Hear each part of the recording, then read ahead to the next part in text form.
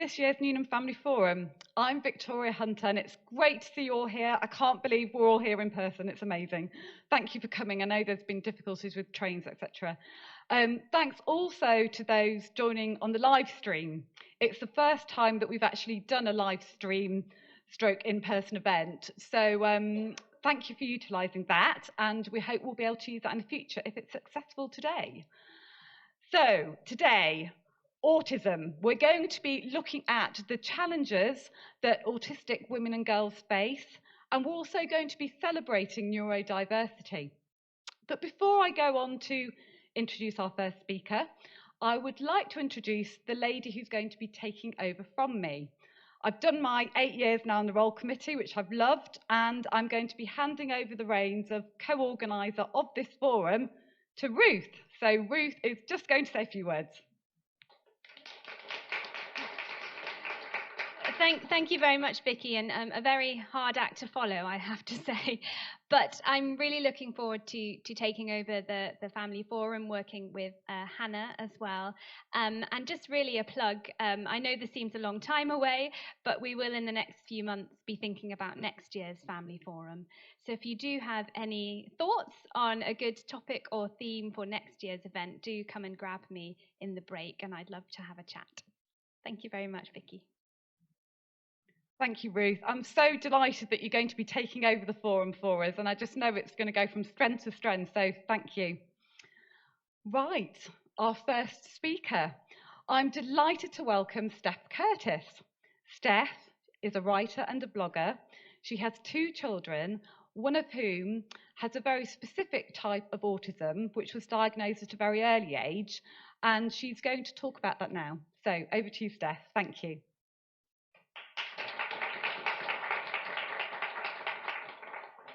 Hi everyone, so I am Steph and I have 2 girls, and that's kind of how I introduce myself all the time, because my blog, as I should find the speaker notes to change, is called Steph's 2 Girls.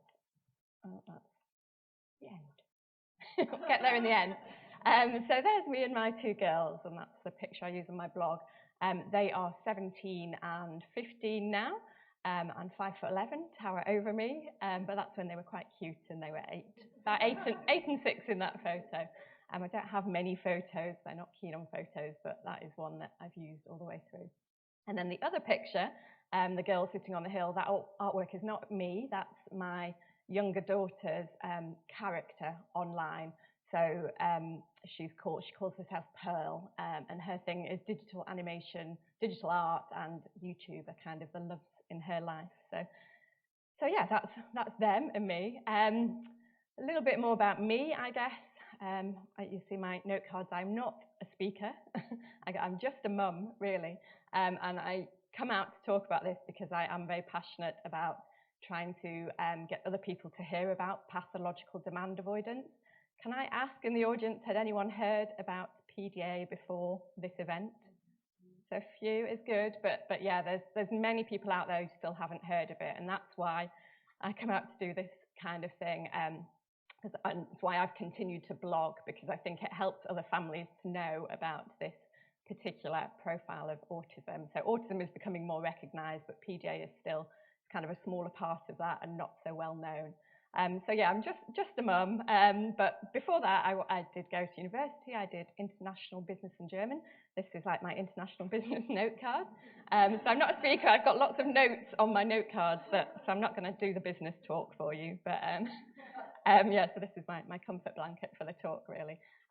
Yes, and then I went on to be a buyer for Sainsbury's and Asda and cancer research. I bought toys and stationery and homewares.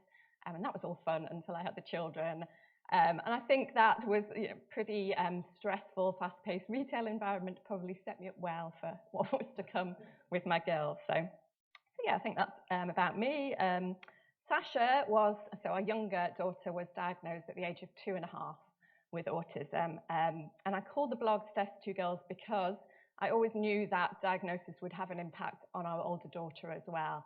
For me, it was about the whole family and what that would mean, and I didn't want her forgotten. So although the blog does mostly focus on Sasha, it was kind of, I've tried to address that sort of aspect, the sibling one as well.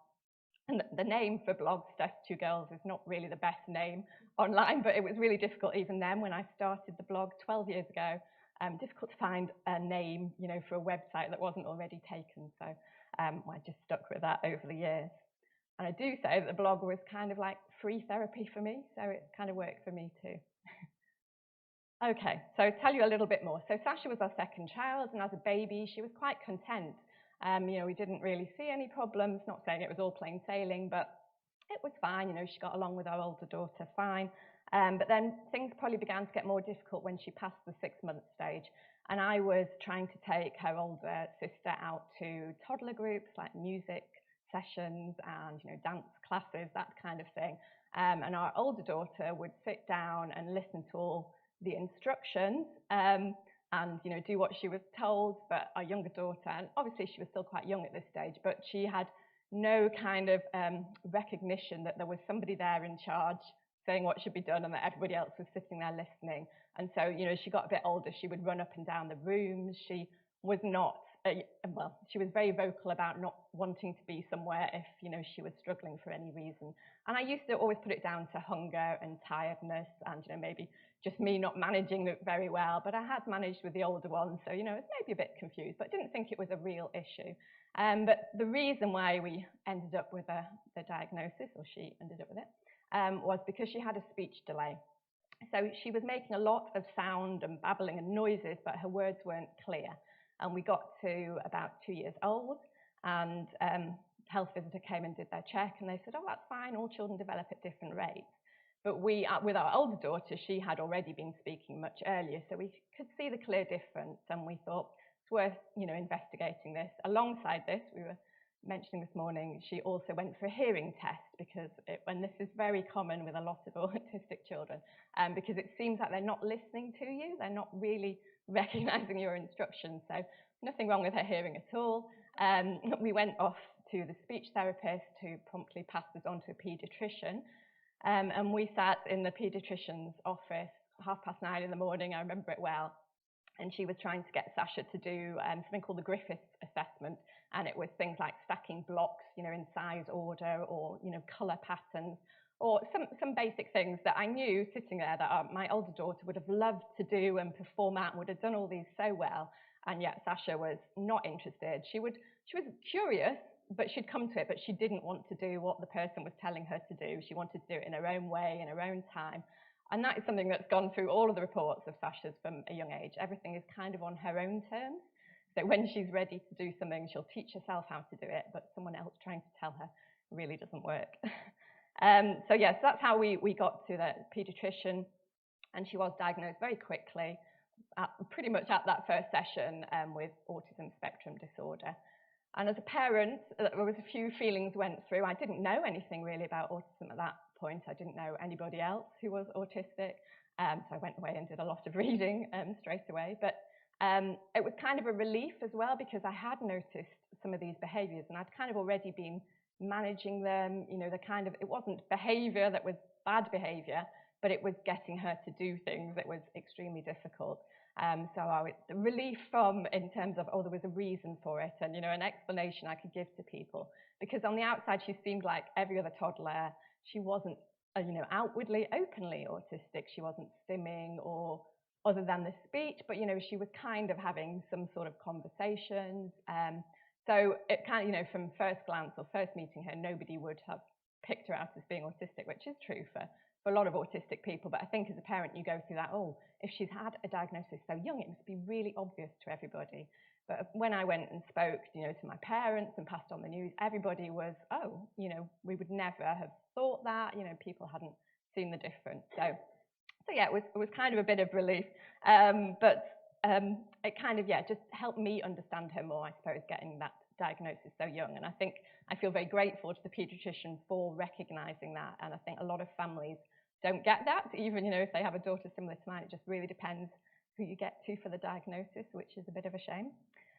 So yeah, I've said about the blog, I started it actually literally that day when we'd been to see the paediatrician. I went home, and I don't really know what made me do it, but I just kind of felt we were going to end up with a lot of appointments and a lot of repeating myself and a lot of trying to explain what it was that Sasha did that was different. So I kind of started the blog to explain more to friends and family, because my family, my parents and husband's parents, weren't anywhere near us, so they didn't see her very often.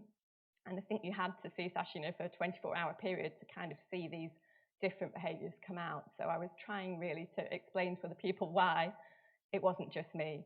And that's kind of a theme that I'll come back to at the end, the kind of the blame in terms of, I wasn't being a good enough parent is, that's not been said outwardly to me, but it's very much there all the time, is that it's my fault that I'm not doing enough to make her different.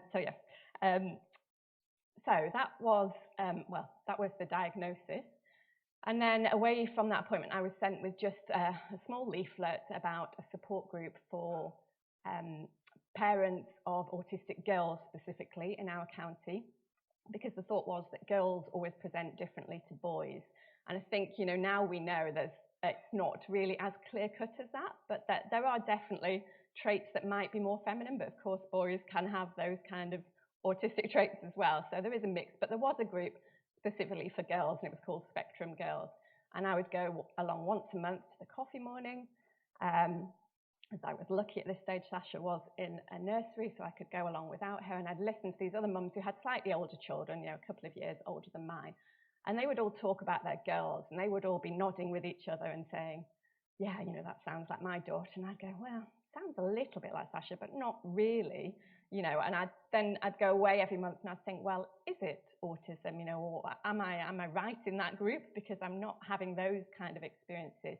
And I guess by that, I mean that their children were all probably more able to converse and had a lot more anxiety around school and things, whereas our daughter seemed very happy with everything, as long as she was doing what she wanted to do, which sounds a bit spoiled and bratty, she might call herself, but it's not really that. You have to understand the underlying anxiety, and we didn't even see that at this stage because she, didn't communicate any of that to us, and she would just go in and do her own thing wherever she went. So yeah, I kind of started thinking more about it and using Google, of course, to find out a bit more, and I suddenly stumbled across this term, pathological demand avoidance. And it's commonly known in the community as this light bulb moment, because I read the list of characteristics and I was just like, oh, that is my daughter. That really does explain her. And as you'll see, I'll go on to explain the characteristics, but some of them don't fall in line with the typical autism characteristics that we kind of hear more about. So yeah, PDA, what is PDA?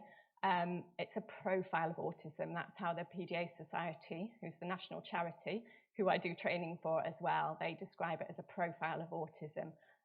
So a specific set of characteristics, but it is also, so it is autism. So the main three autistic, characteristics, the triad as it's known. So difficulties with social communication and interaction, repetitive behaviours or interests, and the sensory differences. They're the key three main components of autism. But then underneath that, there's more characteristics of PDA, which I'm going to go on and look about.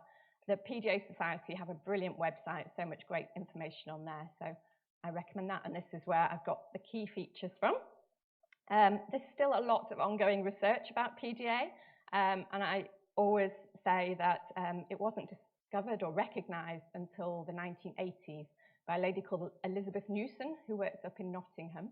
And yeah, she kind of came across a group of children who weren't behaving in the same way as all the other children and kind of put them together. So that was the 80s, and I always link this back to Asperger syndrome, which some of you will have heard about, was kind of talked about first in the 40s, but it wasn't really until the 80s that became more widely known and, has increased in knowledge since then. So we're kind of on that same timeline with PDA. It was 40 years ago that it was first mentioned, and now more research is being done. So it's still in the early days, really, of being understood, and it's ongoing. But at the moment, they're said to be these 6 key features of PDA, and the first one is probably the most important. So resists and avoids everyday demands.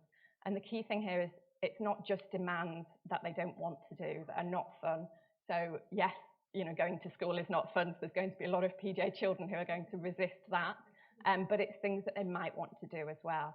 And so for our girl, for example, when she was younger, she loved swimming, that trying to get her out of the house to go swimming was a real issue. In fact, trying to get her out of the house to go anywhere was a real issue. Yeah, for something that she really wanted to do. And one part of that we found out was actually to do with a sensory issue. So we would have problems getting socks on her, socks and shoes. She didn't wear a lot of clothes for a long time actually, but to go out the house, yeah, putting socks on, I would have to put them on and off, like, 10, 20 times until they felt right for her.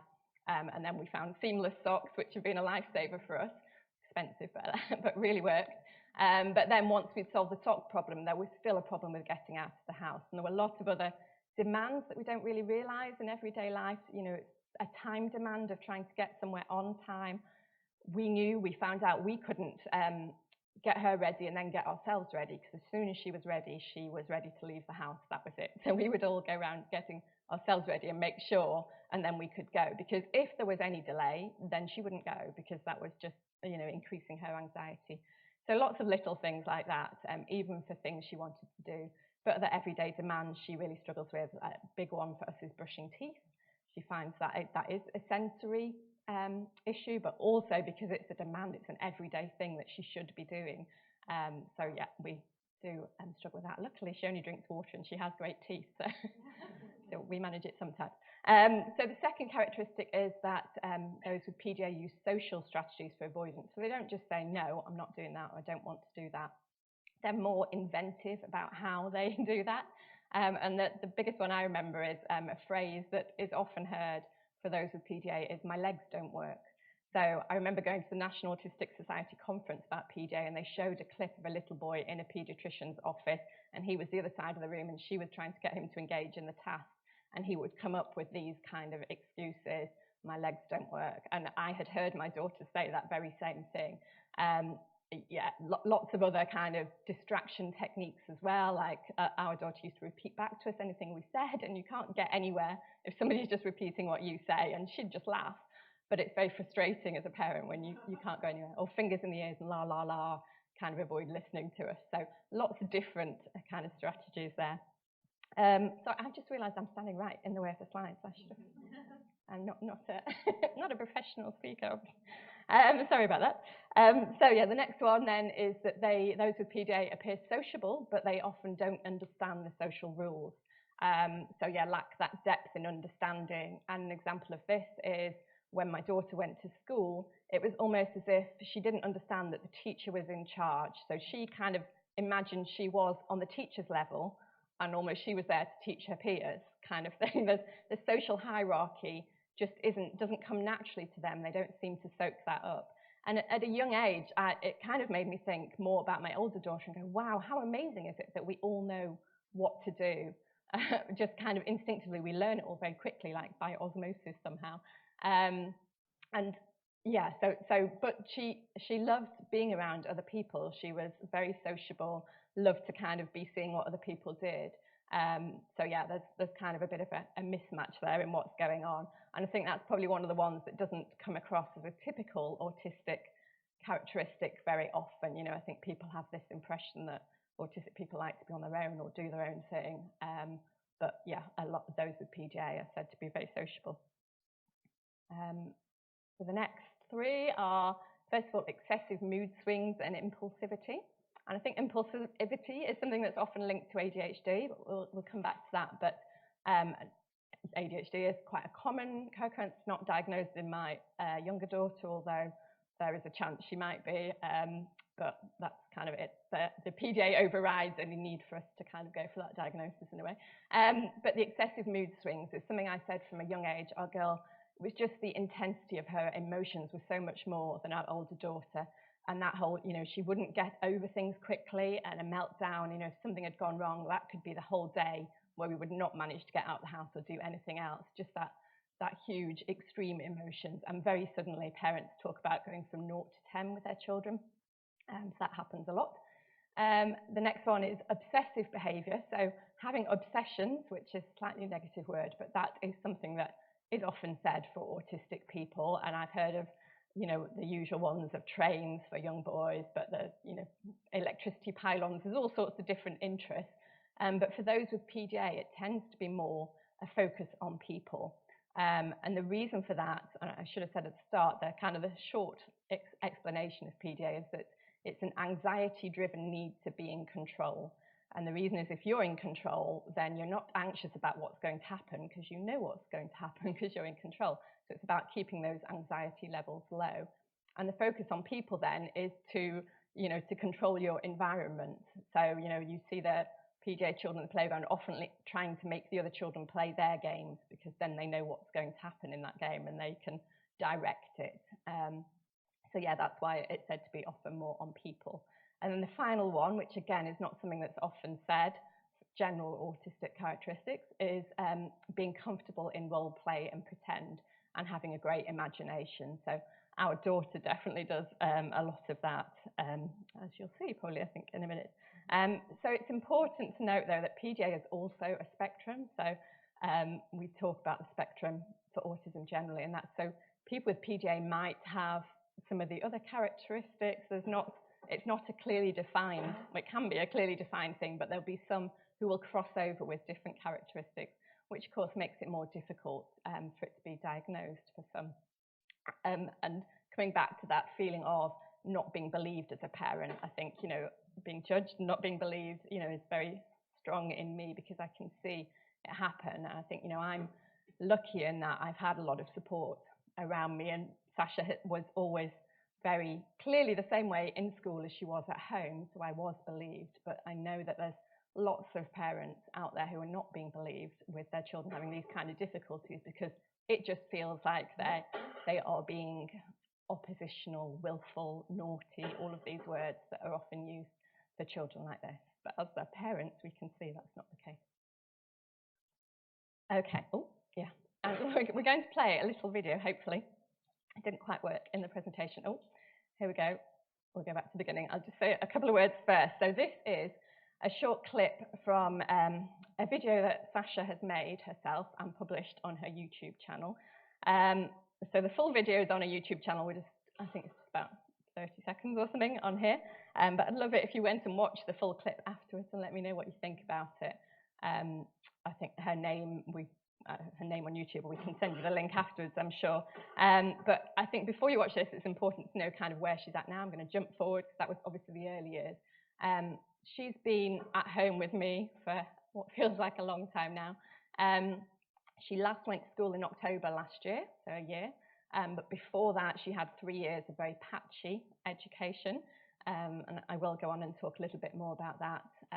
But this video is about her education experiences and what she feels of it.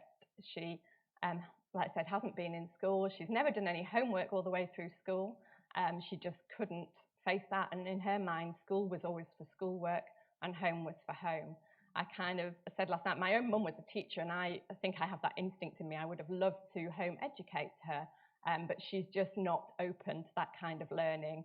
And really, is she open to any kind of learning? That's difficult. She's very self-led in everything she's ever done, so it has been a challenge. But yeah, so I think she spends a lot of time now. So in this last year, she's spending a lot of time on her own. She's 15, a teenager. They do tend to do that anyway, some of them.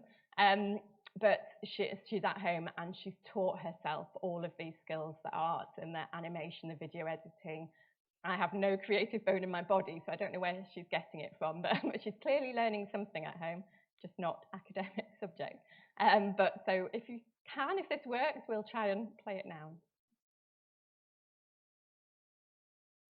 No sound.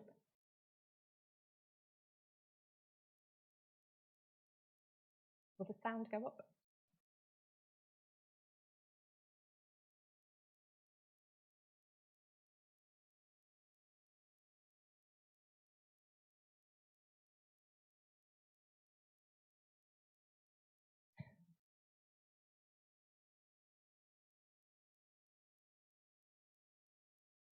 No, can't get the sound.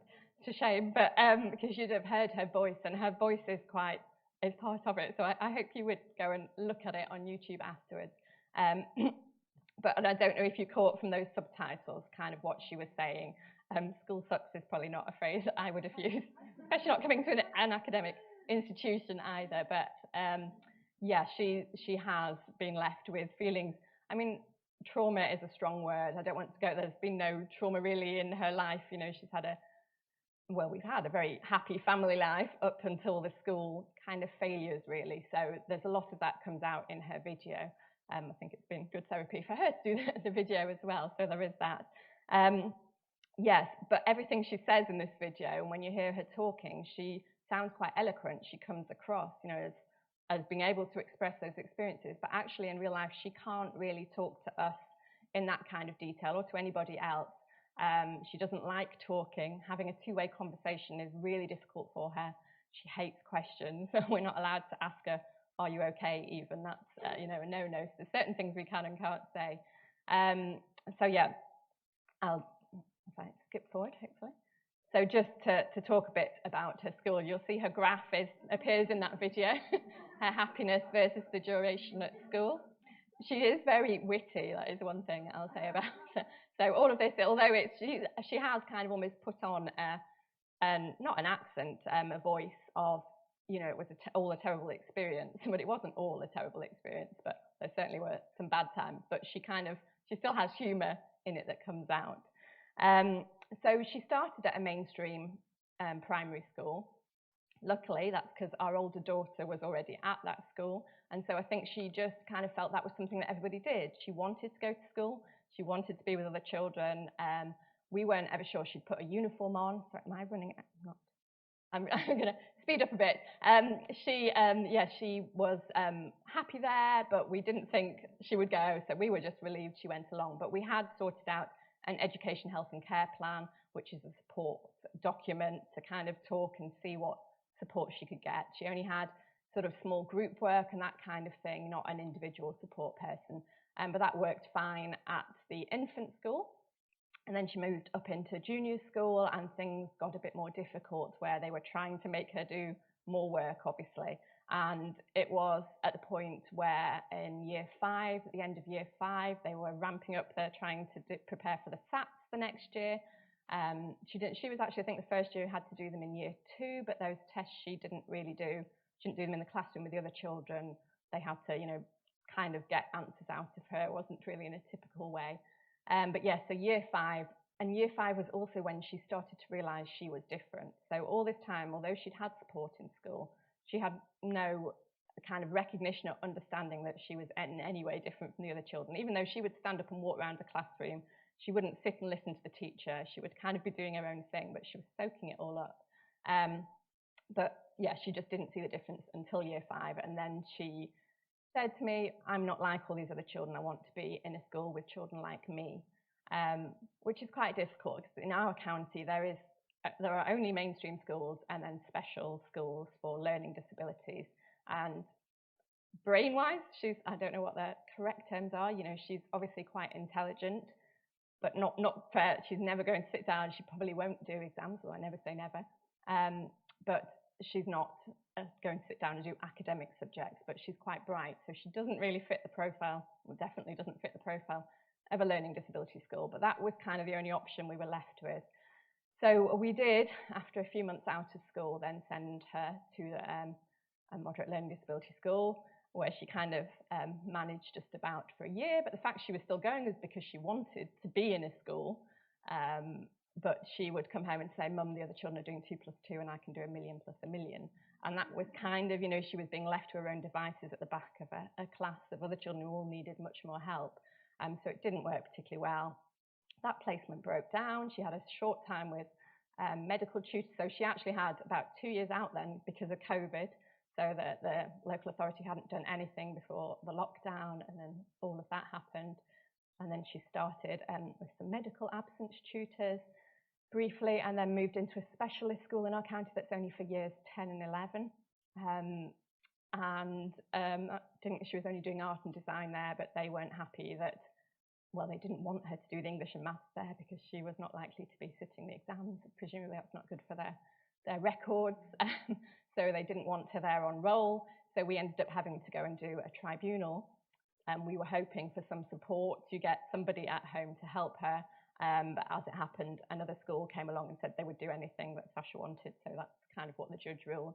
And now she gets about 45 minutes a week from that school of learning, which is not really enough time. But so that's kind of the education system has not worked for my daughter, and it's not working for lots of children. That, like I said, coming here talking to an educational establishment about that, I just think there's a lot, and it's the other topic I'm very passionate about children who are not fine in school. So many parents are told, well, your child's fine when they're here, but actually there's a lot of other things going on that we don't always realise. This, I think it says, don't mistake us for not trying. We have tried, and this is where it got us, with a big school boulder coming down on her. So quite a good expression of her feelings there. And I think that the mental health, has always been key to me. So I've never tried to force her to school. I've always been honest with her about what we could do, what the options are or aren't. And I think for me that was really important rather than fighting against her. So although it has had an impact on her mental health, because the right provision hasn't been there that she's really wanted, maybe hopefully we've mitigated some of that.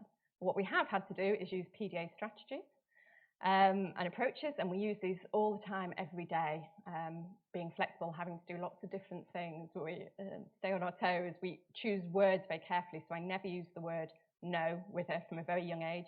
We used to laugh and say that was her favourite word, was to say no to anything, but if I said it, it would cause a huge meltdown because it's too final, too demanding. Of course, if she was about to run across the road, I would say no, I could shout at her for something important, but we would always, work our way around things for her to do. And yeah, I've had to remain calm and overall reduce demands. So I don't make her sit at a table to eat with us. She can eat where she wants to, on the sofa in her room, because that's where she's more comfortable and likely to eat. That's not how, as a parent, I thought I would be acting, and it's not what I have to do for our older daughter, who is perfectly fine to sit at a table with us and eat.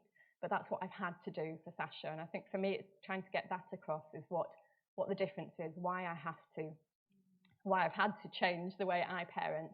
But obviously what impact that has for education, other people who come across it, because using all these strategies is necessary. I wouldn't do it if it wasn't, because the other way of parenting is much easier. So yeah, that's a short bit about that.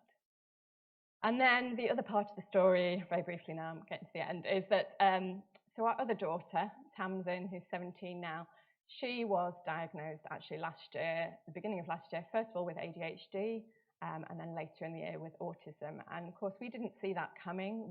I knew a lot about autism, but I knew a lot about my younger daughter's autism and PDA, and I knew of the other profiles. But our older daughter, brilliant masker, she had friends, again, sociable but not comfortable with her, but I kind of thought a bit like me, social anxiety.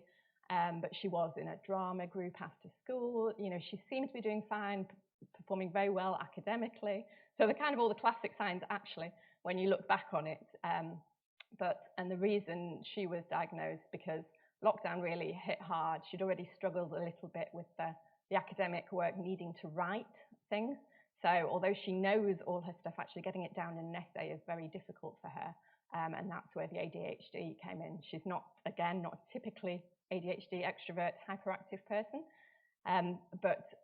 Yeah, so it's all kind of going on in her mind all the time. So the ADHD came first, and then it was kind of recognised that also she's autistic. So I have and I don't blog about our eldest because I think she's still coming to terms with that. She's fine with me talking to other people about it, but it's not something at the moment, I write about online, and PDA is still my focus there. But I can see very clearly the two different sides, or, two different sides of characteristics. Just kind of wants to end the positive. This is a slide that I used years ago, actually, about my younger daughter, because life was so on the edge all the time. I was having to do so much work to get anything to happen, to get her out of the house and anywhere. So I wanted to remind myself of what all her good characteristics were. And there are lots. And lots of parents would probably say this about their children at any time as well, and it applies to my eldest. Although I did laugh at the chatty and charming bits, because now they're teenagers. I'm not sure that really applies anymore. But there you go. And so this is, again, you won't be able to read all that in a second, but it's the 10 posts, the top 10 posts I've done about PDA on my blog. So if you type into Google top 10 posts about PDA, Steph's two girls, it will come up with those and give you a lot more information. I think I'm much better at writing than I am at speaking, so hopefully that is helping people. And that's the main post I've done that's been viewed a lot, 10 things I would love other people to know about pathological demand avoidance, and I don't have time to go through them now, I know, but there's a very key one at the bottom is children with PDA grow up to be adults with PDA. They still kind of need these accommodations and understanding, and there are successful adults out there with PDA. And my daughter, you know, like I said, unlikely to get any GCSEs or degrees, but I'm sure she will be successful, probably with video editing or whatever she kind of goes on to do. It will be a different route than a classic academic route, but that's fine. Okay, and then that's just where you can find me. I do a lot of social media work to try and get the word out there, and I am writing a book. I'm supposed to be doing the edits this month. I'll squeeze that in somehow, but a book hopefully coming out next year. So, yeah, that's our story.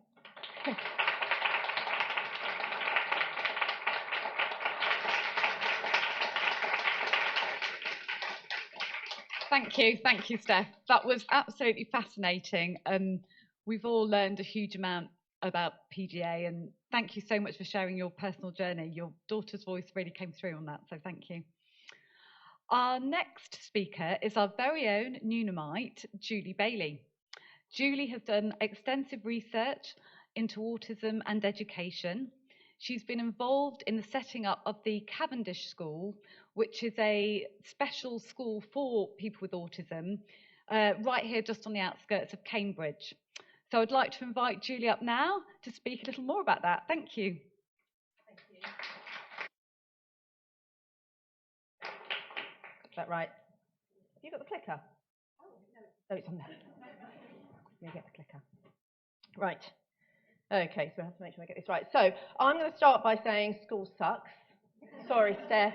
If Sasha wants that to be what we hear, then that's what we're going to hear.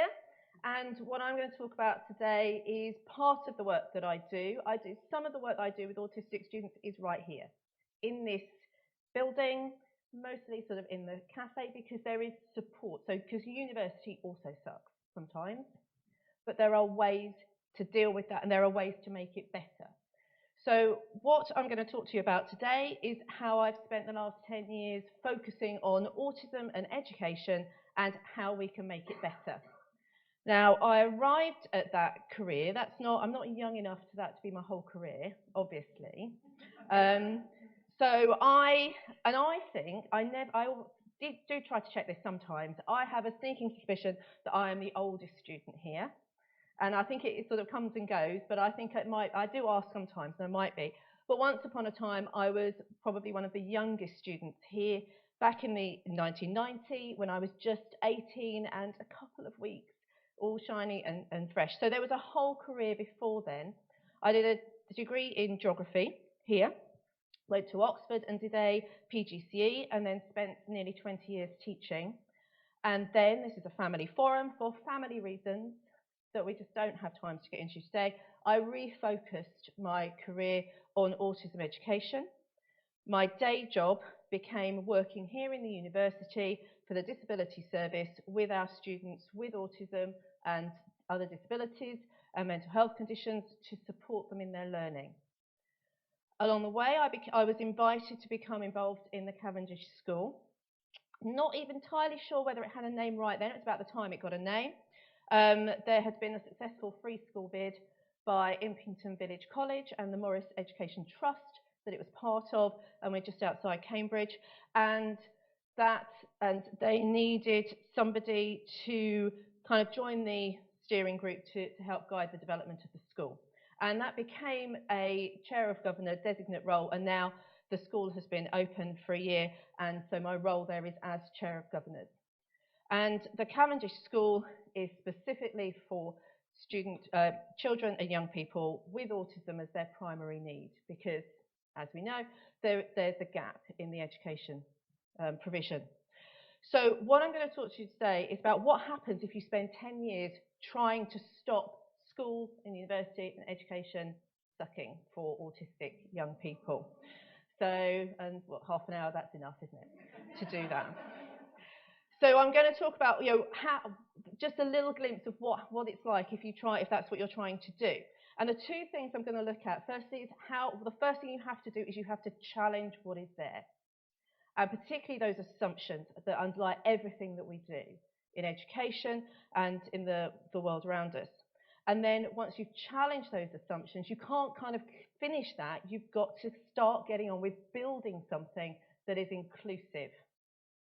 And so we're going to look at how you do that. And by inclusive environments, I'm taking a very broad definition. So the three main roles I have. So the work that I do with our autistic students is as a specialist learning mentor, and that's part of the disability service. And that's one-to-one work with an individual student. And the kind of questions that we ask there is, what is challenging? What are the barriers you are facing right now?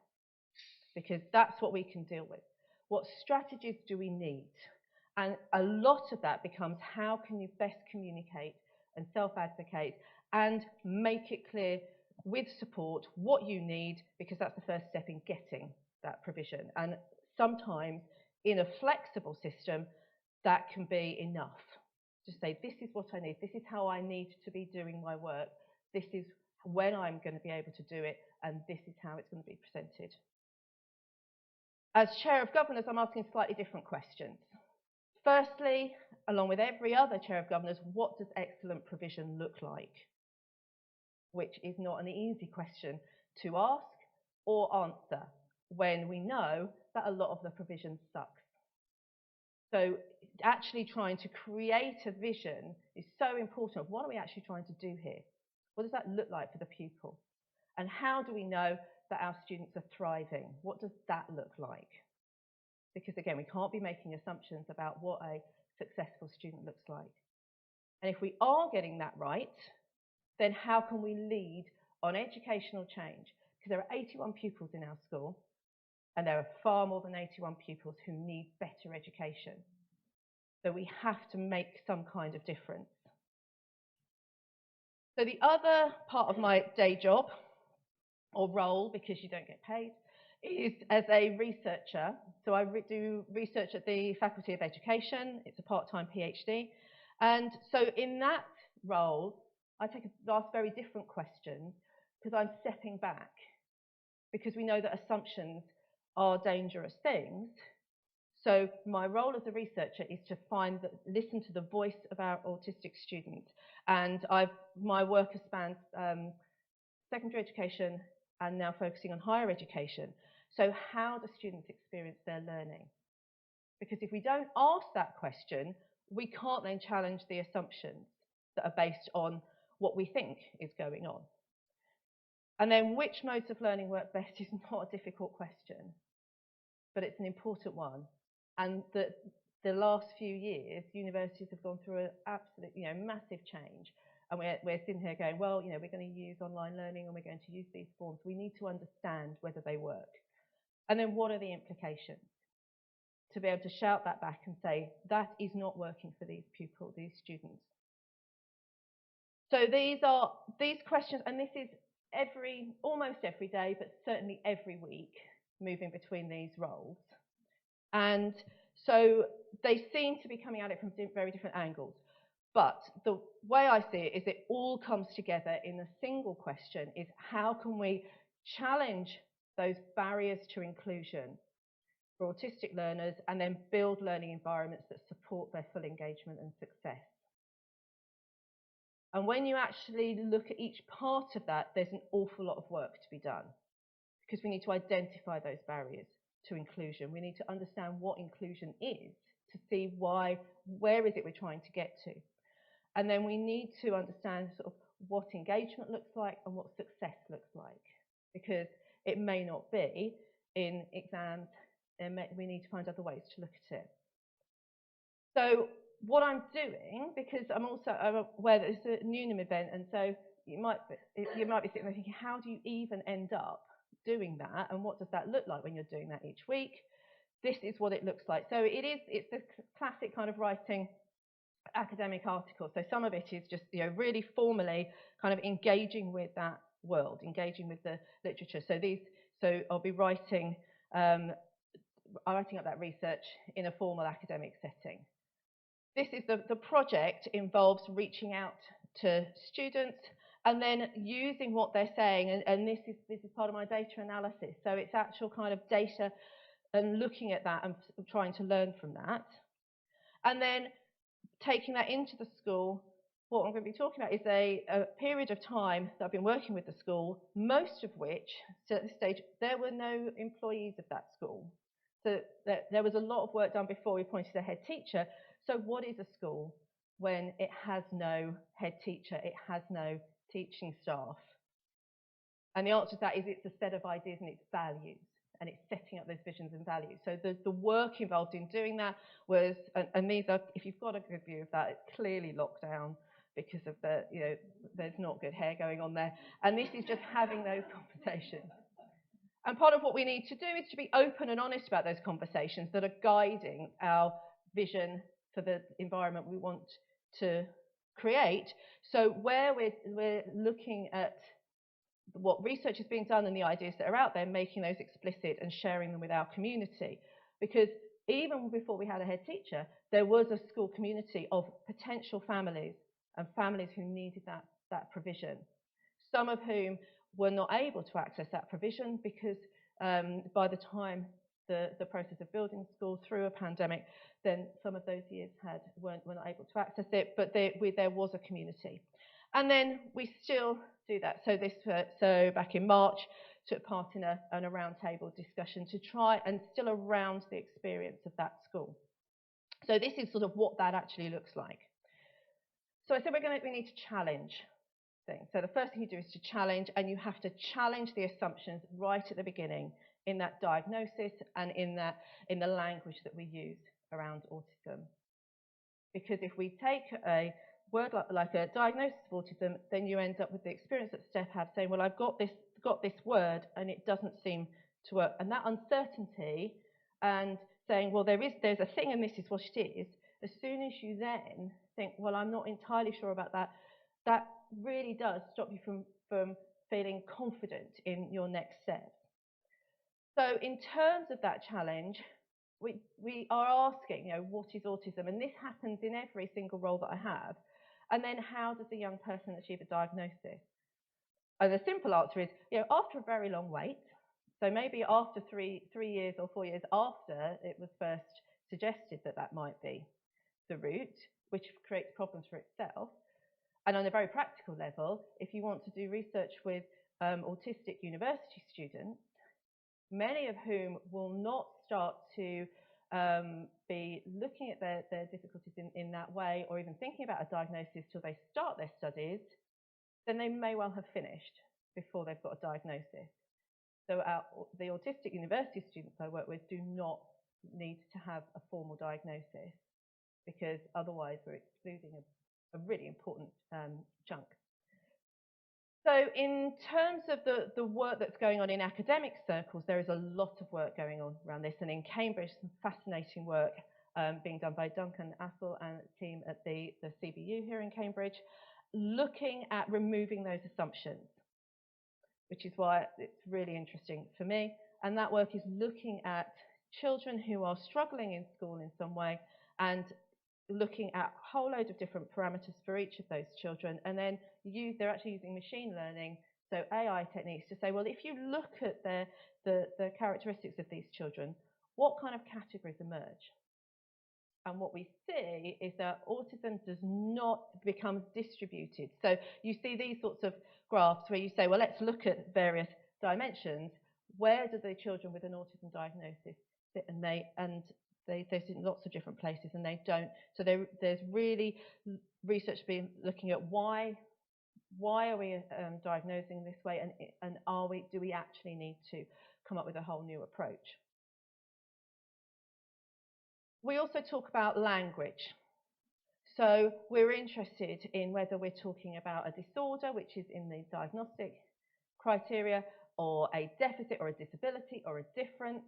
And the good news is that we're quite a long way down that path of really removing the language of deficit and disorder. But of course, it's still there in clinical practice and in diagnosis. So we have to be really aware of where the language fits together. Disability is a really interesting word, because I work for a disability service. But to say to somebody, this difference that you have is a disability, is really challenging. So there are really interesting discussions around how we acknowledge that differences in particular environments can cause a huge challenges for individuals, while acknowledging that, whilst pulling back from saying actually there's anything wrong with that, because this is a difference. So where we are in terms of autism research is at a very pivotal stage of this is a 2020 paper by Francesca Happe and Uta Frith, who are key autism researchers, that kind of put to bed a lot of the ideas of like there is one presentation of autism and that this is how it works. And so this paper concluded there were these 7 dimensions of change that when we looked at them, they're just opening up the conversation. So where we are now in terms of autism research is at a very open conversation, and that point that I find really exciting when you're doing research, saying actually we don't know anything. We're not building on, right, we know this, so let's now do this, so let's now do this. It's all kind of like we pull out from underneath these assumptions and say actually we don't know anything, but what we do know is that we need to make things better for autistic children and young people, and particularly autistic girls and women. So how do we challenge those? So this is something that I did right at the beginning of research when I first started out doing a master's in education, and looking on the right-hand side are just some of the characteristics associated with autism that emerged from the research. So we've got heightened sensory sensitivity, different approach to reasoning, different cognitive style, and then on the other side, the school environment. So if what happens is if all you do is you say, what does autism look like? What's it like to be autistic? And then what is a school environment like? And you bring them together, you can see clashes in the way that that individual experiences the school environment and the way the school environment works for an autistic student. And when we talk about disability within the university, we're talking about a social model of disability where we locate the disability in that failure of the environment to meet the needs of the individual. So if someone's talking about a social model of disability, they're saying that the disablement is in the centre there. That is in the interaction between an environment and an individual, because that environment is disabling to that individual, is removing their ability to do things that they need to do. And that could be, it could be in the social environment, it could be in the lighting, it could be in the way that you have to move rapidly from one context to another, it could be in the uncertainty around what's coming next, it could be anywhere in the environment. So this is what frames the work that I do, and a lot of the education autism work is just looking at that interaction. And that's where the barriers to inclusion lie. So one thing that I did for the paper I did a few years ago is just took a framework. On the left-hand side here is this is a way of dividing all of human experience into different domains. Took the diagnostic criteria, which is a very narrow definition of autism, and then said, well, how do these manifest in school? And it wasn't really surprising. This is just examples that in every aspect of experience there are barriers to inclusion within schools, some of which we can deal with really easily and some of which are really difficult. And what I then went on to do is to say, well, where does the research fit here, to look at where I would focus my efforts? And there are areas such as positive affect. What do you enjoy? What brings somebody pleasure that we're just not looking at all? Which is what led me to doing the research that I do now, which is very much focused on what works for you. What would make education successful? So the next thing we do is we challenge assumptions in the built environment. And this is the pleasure of getting involved in a school when it's not even on the drawing board yet, it's on the list that determines what goes on the drawing board. And it's what's called a schedule from the DFE, which is you can have this many square meters for each of these functions for this school, which I found very exciting. It's like, well, we could put this next to this. We could put these two spaces together and not have a wall, then they're one space. And it's so exciting. Then the excitement goes later on where you realise that actually the DFE are in charge of this process, and that a lot of the stuff you do, they're like, oh yeah, that's really interesting. We'll just go and build it cheaply. But there is it is very exciting to be able to challenge those assumptions. And one of the things that we talked a lot about was, what does it look like? And that changed, that there were a lot of things that sort of changed further down the line. But one of the things, if you say this is a school for children with autism who have a need for a different environment, maybe we should make it look different and feel different. So this school is for children is somewhere where children and families can come and feel comfortable. So it sort of flips it round. And then how does a learner use the space? How is the space experienced? And that's a sensory experience and a social experience. What do we use the outside space for? What happens there? What is that, this kind of where we go out and play and we come back in? Well, when you have, when sensory experience is a very important part of the way that you regulate your emotions, then that outside space is for much more than that, and it is somewhere in which you can maybe feel different sensory experiences or manage your emotions. And then what you have is somewhere where, how do you then adapt it for individuals? Because when you're designing a school, before you know who the individual pupils are, then you need to make it sort of flexible so it can adapt. And there is a limit to what you can do that will accommodate the majority of pupils. And we call that universal design, which is where you design as much inclusion into an environment as possible, but acknowledge that there will still be individuals who need something specific put in place. So we then also challenge assumptions in the other environments, what we call the social, emotional, cognitive environments. So in cognitive environments, what skills do you learn first? You have to take your curriculum apart. And so you may come in with extremely highly developed math skills, we're confident with numbers up to 1 million and the other million, and you can add those together, and then, but really struggling to express ideas in written language. So to be able to say, well, first we do this, then we do that, you end up with a child who is not going to be appropriately challenged. We cannot assume the order in which skills are learned. We cannot assume if we're developing the social skills, the ability to operate within an adult environment in the way that you want to, what do they look like? What is the environment that you're preparing for? And then this idea of, a good learner, what is that? I think, and there's a lot that goes on in schools that's based on assumptions around that. So just challenging all these assumptions and asking these questions, what is this for? What happens in the classroom? And then this is the school. So it opens in last September in a primary school as part of the trust with just one class, and then the building was ready in January and moved into a new building in January. So this is a purpose-built accommodation that is now full with the intended 80 pupils, and we'll see what happens next. So we feel that we've started to build, we think we've built an inclusive environment.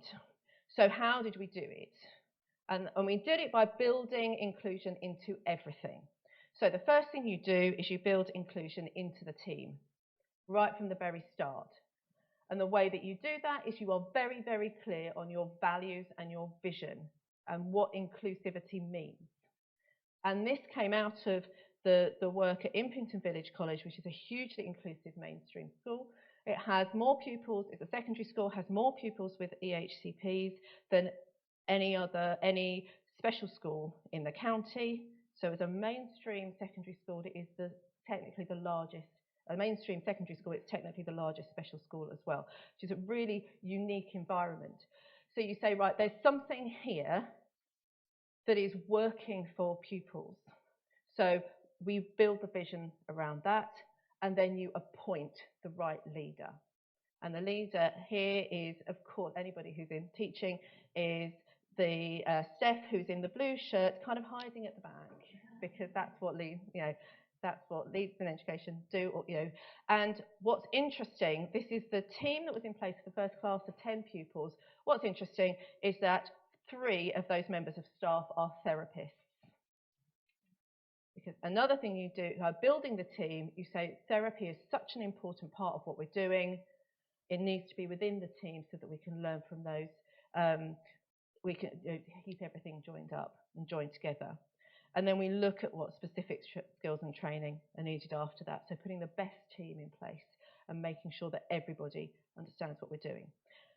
And then you try and build the best physical environment, which is spacious and it's flexible and it gives enough space to therapy to really have the equipment that you need and the spaces that you need, and also to send the message that therapy is a really important part. So this is our occupational therapy room. And you have regulation spaces.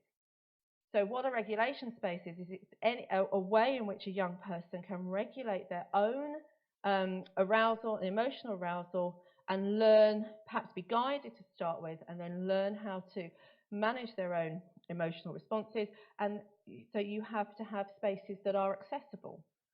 So there are 2 sensory rooms on each floor. So for every 4 classrooms, there are 2 sensory rooms.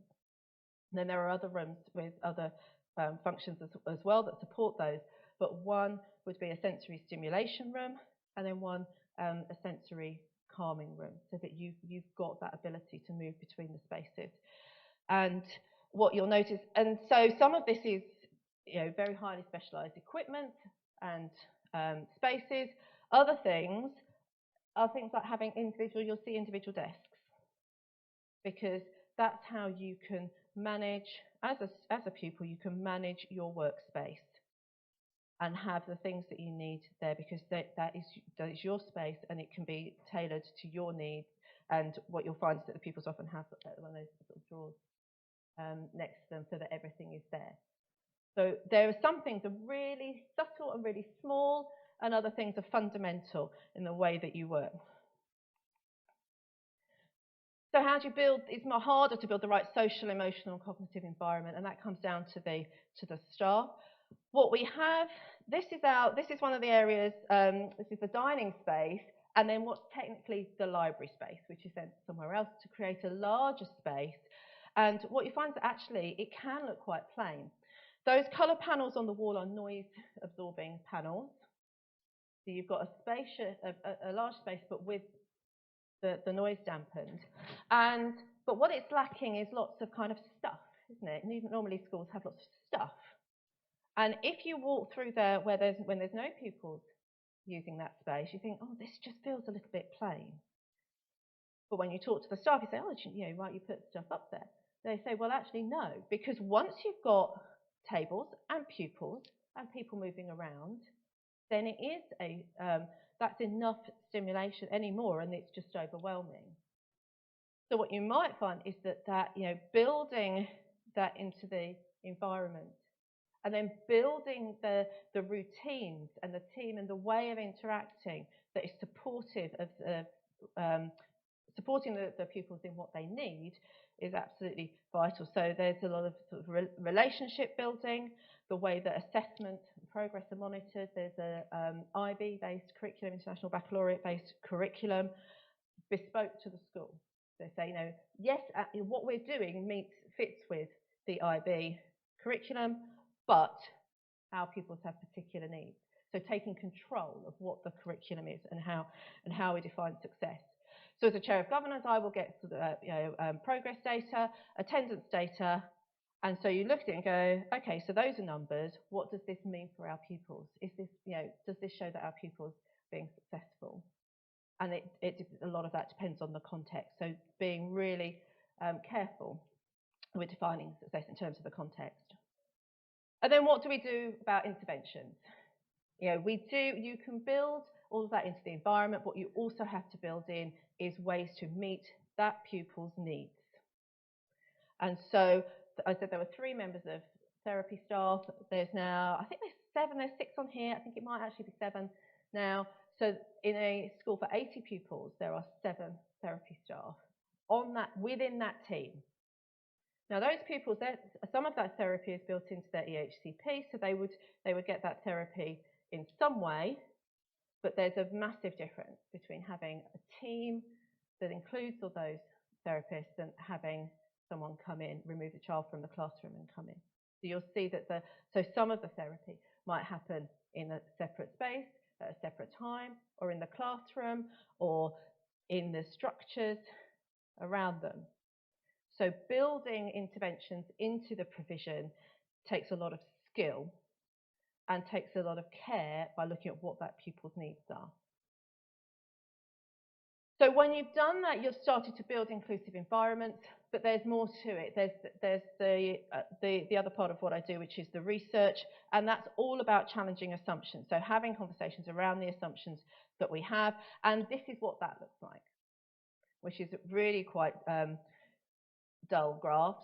I always use the orange and blue. I think it's the default graph colours. And so this is really, really simple. So this is the kind of work that I do in my research work.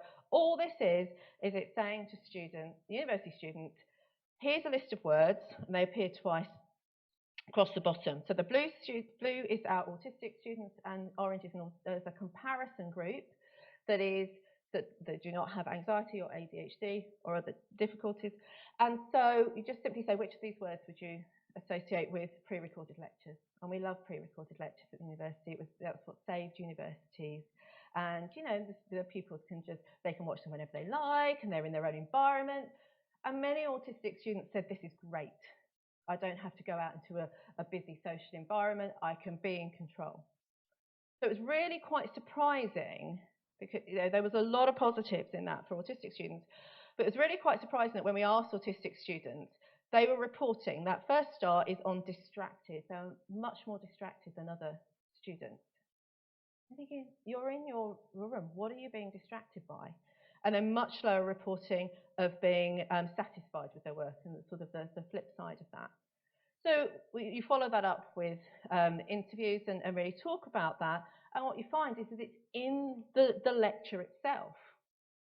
So you may be able to control the environment, but in the lecture, you're sitting there thinking, why are you telling me this? Where does that fit? What's going on here? Or that's a really interesting detail. And because we're not scaffolding and signposting the learning enough, we're not saying this is why we're doing this. And so building that into lecture. So even though we know that they work really well, that gives us a way to start to address a barrier to inclusion. And without asking a really simple question, was how are your pre-recorded lectures for you? Without asking that, we don't know that we are failing our autistic students in the way that we are presenting the material, and what's actually going on in that lecture and how it's structured. When I asked about small group teaching, and this was both online and in person, autistic students were reporting much lower reporting of concentrating, which we might well expect, because this is now in a social environment. And along with that, significantly higher levels of feeling frustrated with their learning. Okay, so what we might do is say, well, this is because it's a social environment. But then we asked about social aspects of their experience, and there were no differences at all.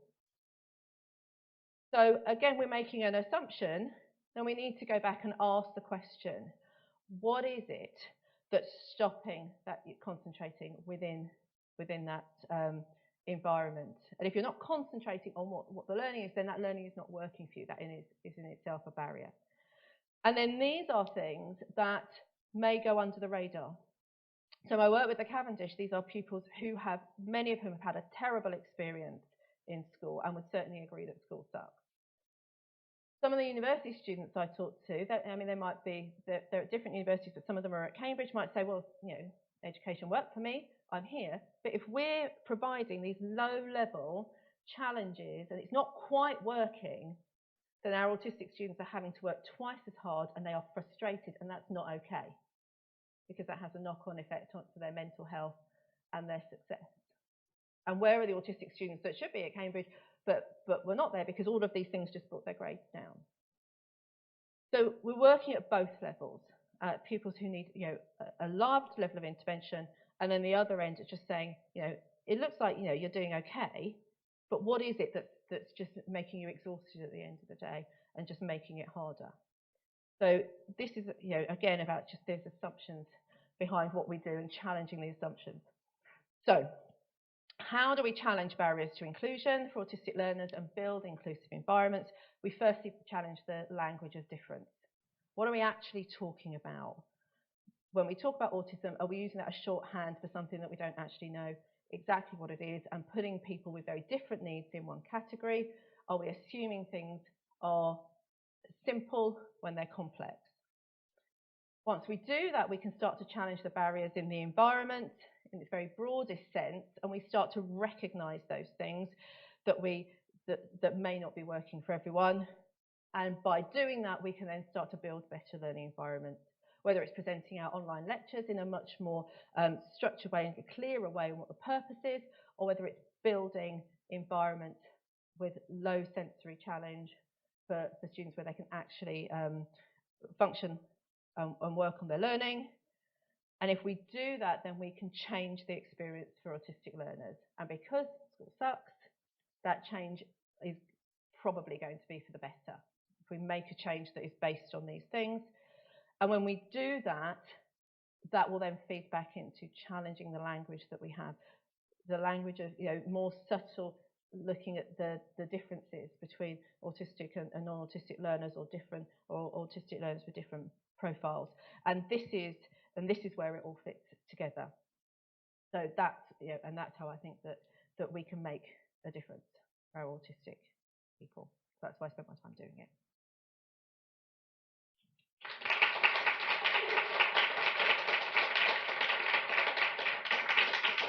I'm going to get back to you, and then you can I'll get back to you.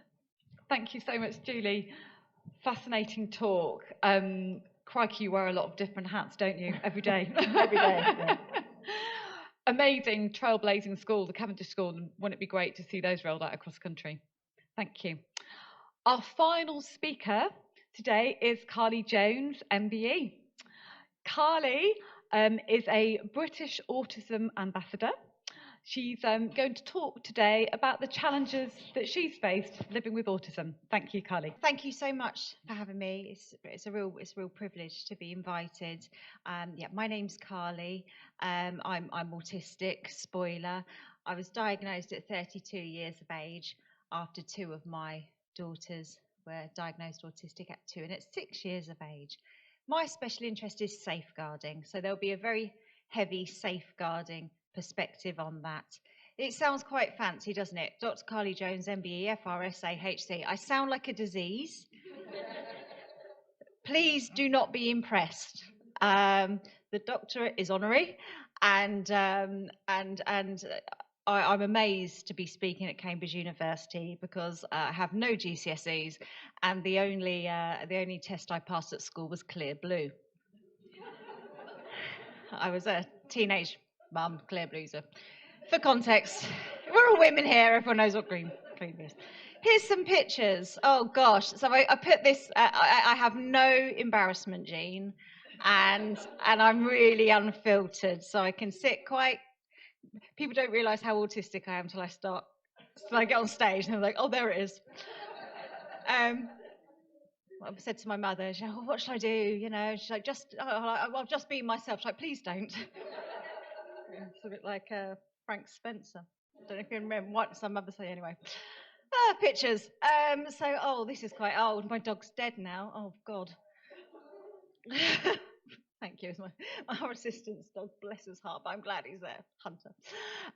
Sorry, I got distracted again. So yes, I've been working as a British autism advocate since around about 2008, with my parental hat on, talking about autistic women and girls, because my girls were diagnosed at 2 and at 6 years of age.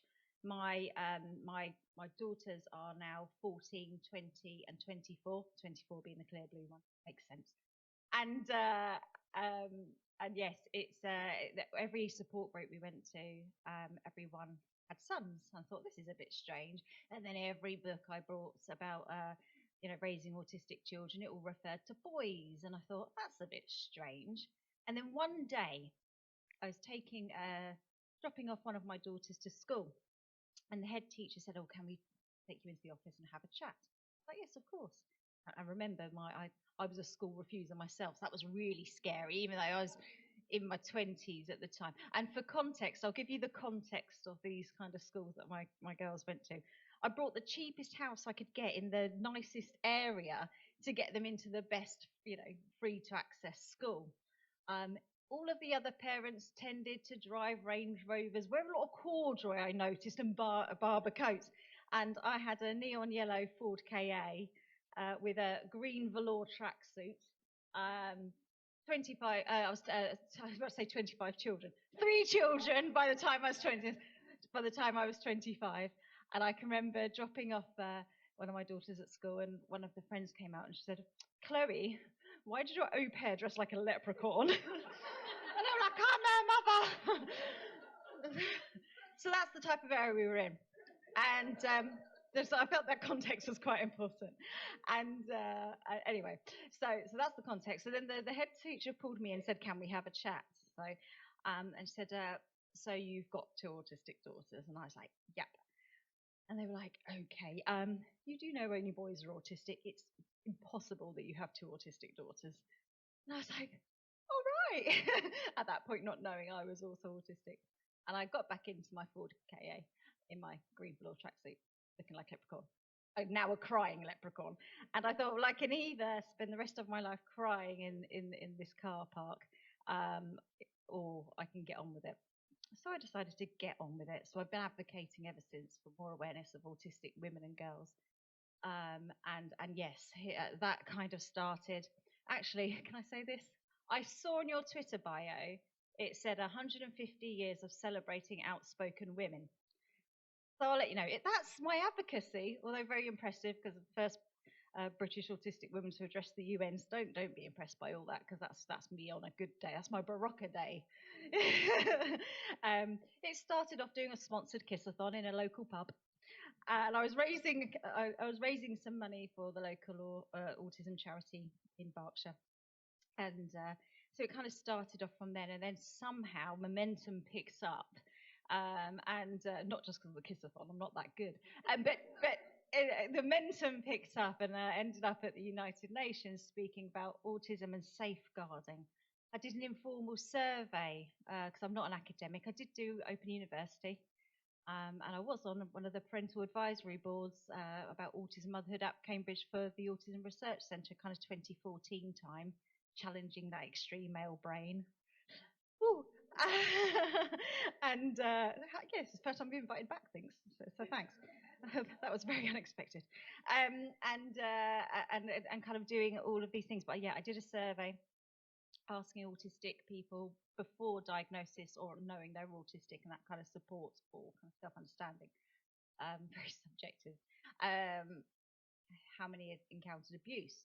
91% said they had. So I thought, oh, that's not good. I better go to Geneva.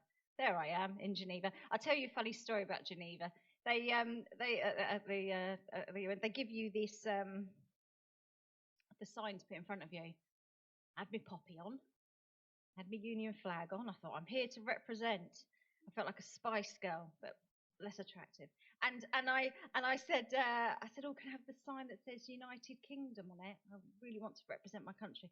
And they said, oh yeah, and turned around, and they gave me the sign, and well, no, I can't even pronounce it. Anyway, it didn't say United Kingdom. I said, I am British. Can I have the one that says United Kingdom? They're like, it is in French. So I was like, yeah, I was just testing you. So at that point, I felt really out of my league and hadn't even opened my mouth yet. So that went well. So I kind of went to the UN, and then lots of stuff in Parliament, and just haven't stopped since, really. That's MBE Day. That's my 2 autistic daughters. And that's probably about 5-6 years ago now. And then my other daughter's up there with she's not autistic. She likes bright lights and going out a lot and telephone calls.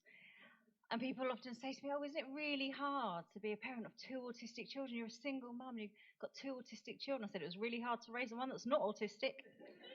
They go out all the time. They care about the labels in their clothes and, is this designer or is this? All I care about is cutting those labels out. Yeah, but she's wonderful. I should probably... so why safeguarding? There's me at 14. Look at my father. He looks delighted. I think that was probably a stress smile. Oh yeah, there we go. There's the sign, which isn't, that's United Kingdom in French. I still can't pronounce it, but in case you ever find yourself at the UN, don't do what I did. Stood like, you can see the people in the background. One's got his arm on someone else, like it's all right, she'll be gone soon. Who let her in? So yeah, safeguarding. I've had a lot of vulnerabilities, and I'm still a very vulnerable adult. People will, I guess, kind of see. I think with autism, sometimes it's not the event itself; it's the preparation. That's often sometimes where you don't actually see someone's autism is in the event. It's normally the preparation for that event and the recovery and the process of that event. So for me to prepare to go anywhere, I can't. I can drive. Just 3 years of lessons, 7 tests. I was not going to quit. Not a quitter. Cost a fortune. In hindsight, what I should have done is not done that. Saved all the money to use for my taxi fund because I'm really scared of driving. I can do my 5-mile radius. Anything out of that, I will just drive to the train station. I cannot do motorway.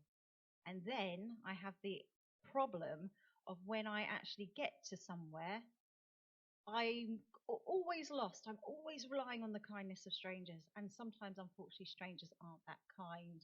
My mother, bless her, she's a civil servant. She's not autistic. She has the patience of a saint. If I'm going somewhere new, I will look at my Google Maps and it kind of helps, but I will look at it and go, okay, and then go the wrong way for maybe 4 or 5 miles because I also have no concept of time. I will run over in this talk. I should have said that at the beginning. I don't know if I've been in the bath for 10 minutes or 10 hours. I get a bit wrinkly sometimes thinking, so now I am just wrinkly, so now I really don't know. It's fine when you're younger. Terrible method. Anyway, so my mother will kind of print out photos online of you're going to get out of this tube and you've got to see this building, that building, that building. And I kind of have these brown paper A4 envelopes of photos of all the buildings. Honestly, why I haven't been arrested, they probably think I'm a terrorist, don't they? Because I'm kind of going around going, got that building, got that building. I look really, really dodgy in public life. So not only am I susceptible to the vulnerabilities of strangers, I'm also susceptible to the vulnerabilities of the authorities. I'm just really vulnerable. I got pulled over by the police once when I was driving. And I'll tell you this story quick. So I obviously bright lights. Oh, there's a blue light behind me. And I thought, well, it's not me. I'm not wanted for any crimes. Carried on for 3 miles. It's still following me. Wound down the window. And I was like, I hope you get them. Pull into the cinema. And the police officer pulls in. I thought, this is getting scary now. And I was like, oh, what's up? He said, why didn't you stop 3 miles ago? I said, oh, was that for me? And he said, yeah, it was for you. And he said, what do you think I'm pulling you over for? I said, I was speeding. He went, you were doing 28 and a 50. He said, are you trying to be funny with me? And I said, no. He breathalyzed me thinking I'd had a drink. I do like a glass of wine, but I would never, ever, ever, ever drink and drive. I can't drive sober. So he breathalyzed me and he said, oh, all the indicators of a drink driver, you've got the window down and you're this close. I was like, look, I'm really bad eyes. You're this close to the steering wheel when you're driving 28 and a 50. I went, I just don't like to break the rules. He said, well, you can drive at the limit. Anyway, so the breathalyzer obviously came up with nothing. Sorry.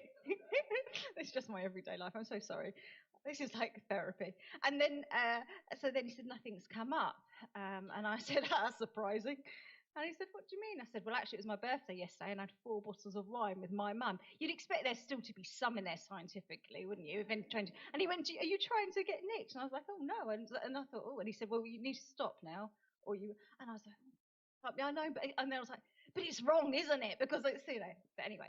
So I have troubles. I don't really understand hierarchy, which can be very dangerous, but it can also be lovely because I would treat somebody who was, homeless and begging in exactly the same way that I would treat my boss or a member of royalty. I just treat everyone the same. So it's a lovely thing to have, but it can also make you quite vulnerable, particularly when people are trying to arrest you. Mild autism. Is autism mild? Is autism... People say, oh, you don't look autistic, and then I don't know how not to look autistic. I'm managing to keep my hands fairly still at the minute. Normally my hands are very expressive. It's my way of masking that I'm stimming. I'll flick my hair or I'll move my arms a lot. And it used to embarrass my parents, I think, when I was younger, because they didn't know I was autistic. And I'd be walking around and my hair's naturally dark and my dad's very dark and olive. And I would just be walking around and people would just look at her. My mum used to go, "She's Italian." I'm not Italian. Just because I'm like this, all the time. So I don't, people say don't look autistic. And if someone gave me £1 for every time someone said I didn't look autistic, I'd be very, very rich. But people say, well, if you are, you must only be mild. But actually, what is mild? If they're only seeing that snapshot of your life, they're not seeing all of the vulnerabilities. Shall we go through some? Here we go. Oh, also, if you are autistic and says you must be mild, you go, I'm not mild, I'm spicy. like a Doritos setting. I'm spicy autistic. So it's much more exciting than mild. Who wants to be mild? Ugh, okay, so mild autism, even if, let's say something called mild autism exists, which it doesn't, is that really a mild life experience? Teen pregnancy, child sexual exploitation, I can't even say it, BSE, drink and drug use, grooming, trafficking, educational hurdles, bullying, prevent from terrorism, which I've realised I've said terrorism twice. Sounds like an omission. I've worked with some of the guidelines around prevent for autistic people, very, very vulnerable to being a scapegoat, being used by gangs, particularly when it comes to making websites. I've noticed, so there's basically, this is my book. I'm not trying to sell it to you. I have hidden one in the library because also might do that at Waterstones. If it's not there, just shove that. I mean, I'm not making any money out of it. It just makes me feel good to see it there. It's like, some people steal from shops. I gift to shops for narcissistic purposes. Can you get done for giving to shops? I don't think you can. I think we found a loophole, ladies. Healthcare inequality, family planning, legal misunderstandings is huge, absolutely huge. I've worked, and I don't do it anymore because I just found it so soul destroying. But I've supported autistic women in court and in family law situations, and we're being asked the wrong questions. We're being asked the question in the wrong way. So as one woman I was supporting, and they said, so you've been on this parenting course. What was the best thing you got out of it? And they said, oh, well, I've met another autistic woman and I don't feel so isolated anymore, and that's going to help me feel less depressed. And actually, we're going to meet up at the weekend. And they said, mother has no concept of child's needs before her own and lost custody of that child. Had they of asked, so you've been on a parenting course. What was the best parenting strategy you got out of it? She would have gone, well, actually, I learned this, that, and that, and it's really helped so-and-so with this. Not what they asked her. They asked her the wrong question. How many of us are in prison that shouldn't be? Autistic women and men. Again, I did a little informal survey, didn't I? It's nice to have a hobby. And I asked autistic people if they were being questioned. And I guess it would be even more, I didn't ask about PDA, but it'd be even more those demands being questioned in custody. Do you think you'd make a false confession? I think it was 90, it's either 93 or 98% said they would make a false confession. They'd rather plead guilty than go through questioning in custody. So I've now sent that book to every single police force in England, Northern Ireland, Northern Ireland, Scotland and Wales. They've all got one now, and they're all sick to death of me going, did you read it? Spent a whole Sunday emailing every single one. Can I have your address? So they know me well. Also, they go to arrest me. I'm like, I sent you the book. You obviously didn't read it. So yes, the family law, child marriage. You know, we can still get child marriage used to be, didn't it, 18 or 16 with parental permission, and we often think of that as a cultural thing. But actually, we need to be thinking about that through a disability sphere as well. I've met many. I mean, I was married at 18, divorced at 25. But we often hear a lot, actually, particularly in my work, autistic women that got married very, very young. That sense of routine, that sense of sameness, and perhaps not seeing the bigger picture of what might happen next, part of our social imagination, and so many abusive relationships that people just haven't been able to get out of. Yeah, I went to say next slide, please, and realised I was talking to myself.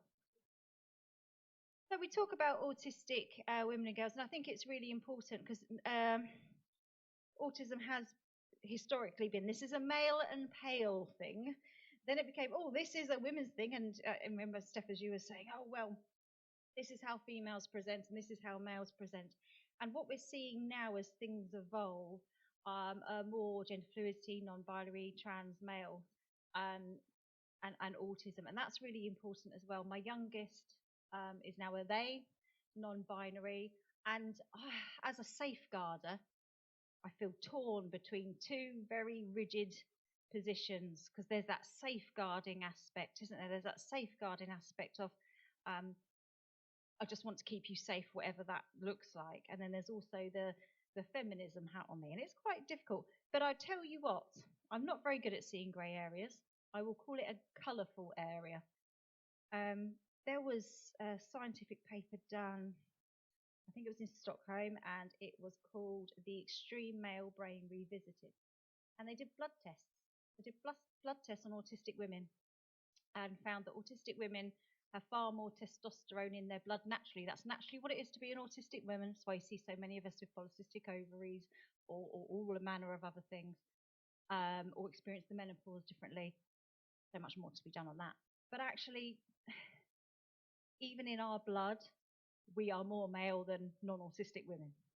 So it's no surprising, is it, that a lot of autistic girls are non-binary, feel differences in gender. And my message, which I said at Glastonbury, which was really cool going to Glastonbury at 40, was, however, if an autistic woman decides that they're non-binary or not, not that rigid, we see them, we love them, we also want to safeguard you. And actually, that's probably for autistic people biologically normal because our testosterone levels are so different scientifically. It's a brilliant paper. So safeguarding, autistic safeguarding and vulnerability. So why? What makes us vulnerable? Why are we vulnerable? Why are 91% of us in that 2015 survey experience abuse? And I kind of thought, this is subjective because the people that would have seen that survey know that I work in safeguarding autistic women and girls. So the people that would have replied might have, I was kind of maybe going into a pool of people which had already experienced that. So that stat's too high. And I hoped and prayed I was wrong. September the 9th this year, I went to Dundee in Scotland to talk for their Women's Aid and Autism conference. And they said to me, for every 10 women that they're supporting flee from domestic violence, 9 of them are autistic. So that unfortunately the statistic is right, 90%. And there's just so much more to be done. But why are we so vulnerable? So masking. Masking is, I saw this documentary. It could have been David Attenborough, it could have been Chris Packham, it could have been one of the other ones. Isn't it bad that you go, David Attenborough, Chris Packham, one of the other ones? I don't know. Got a feeling it was Attenborough. I hope so. His voice relaxes me, so I tend to listen to his documentaries, not just because his voice is very comforting. Anyway, I was thinking about David Attenborough's voice on stage. Very comforting. But the narrator said that it was a chameleon, and they said a chameleon doesn't change its appearance, change its spots, change its colours to intimidate, defraud, attack, deceive. They do it purely to survive in a new environment. And I was like, that sounds like autistic women and some autistic men. So masking that desire to fit in, living on remote, copying, and perhaps even neglecting our own boundaries in order just to survive and copy and mask in that moment. Social imagination, leaving us unsure what happens next. So often you'll have an autistic child or even as an autistic adult, and you might go for your diagnosis, and they know that they're looking for social imagination differences. And they'll give them some toys. And they say, oh, they made up a lovely story there. They can't possibly be autistic. I know autistic people who are incredible script writers, incredible poets, actors, dancers, artists. I often joke that the word artist and autist is just the same thing, but with someone spelt it differently or pronounced it differently. There's a real link. So actually we can be incredibly imaginative. But social imagination, that's traditional imagination. Social imagination is knowing in a social context with other people, if I say this, they say that, X, Y, Z happens, what could happen next? So I'm not saying that non-autistic people are mind readers, but it's very hard for us to know if I say this, someone else might think something differently. I could get into a vulnerable situation quickly because I cannot foresee consequences. So that's makes us very, very vulnerable. Social communication affects our education, work, dating, and friendships and relationships. If someone, right, this is one thing I've learned, I'm 40. If someone asks you for a cup of coffee at 3 o'clock in the afternoon, it's normally a cup of coffee. If someone asks you for a cup of coffee, but the context is it's 3 a.m., it's not a cup of coffee. Who makes these rules? Why isn't there a book? That's not Nescafe. Why? Who does it? So context matters. I really struggle with context and understanding the context and the framework around what someone says and the context that's in can be very, very different. I was in Sainsbury's with, luckily, my eldest daughter, and I said to them, it was a Saturday, and I said to them, oh, let's get some popcorn, let's get some wine, we'll just Netflix and chill tonight.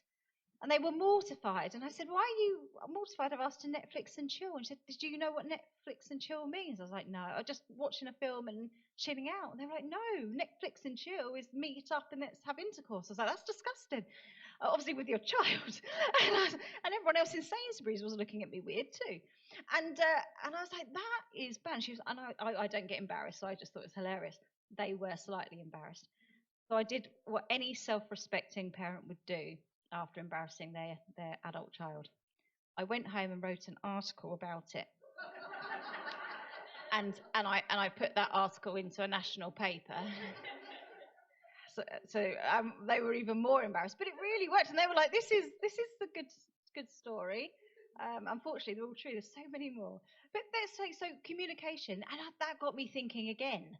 Maybe I should have just drank that wine and watched a film. But no, I had things to think about. I like to start the day with a worry and end the day with a worry. A day without a worry is a day wasted. And I thought, what if I was a 14-year-old girl, autistic, and there was an older boy at youth club that knew I liked movies and films and texted me saying, do you want to Netflix and chill? I'd be like, yeah, of course I want to Netflix and chill.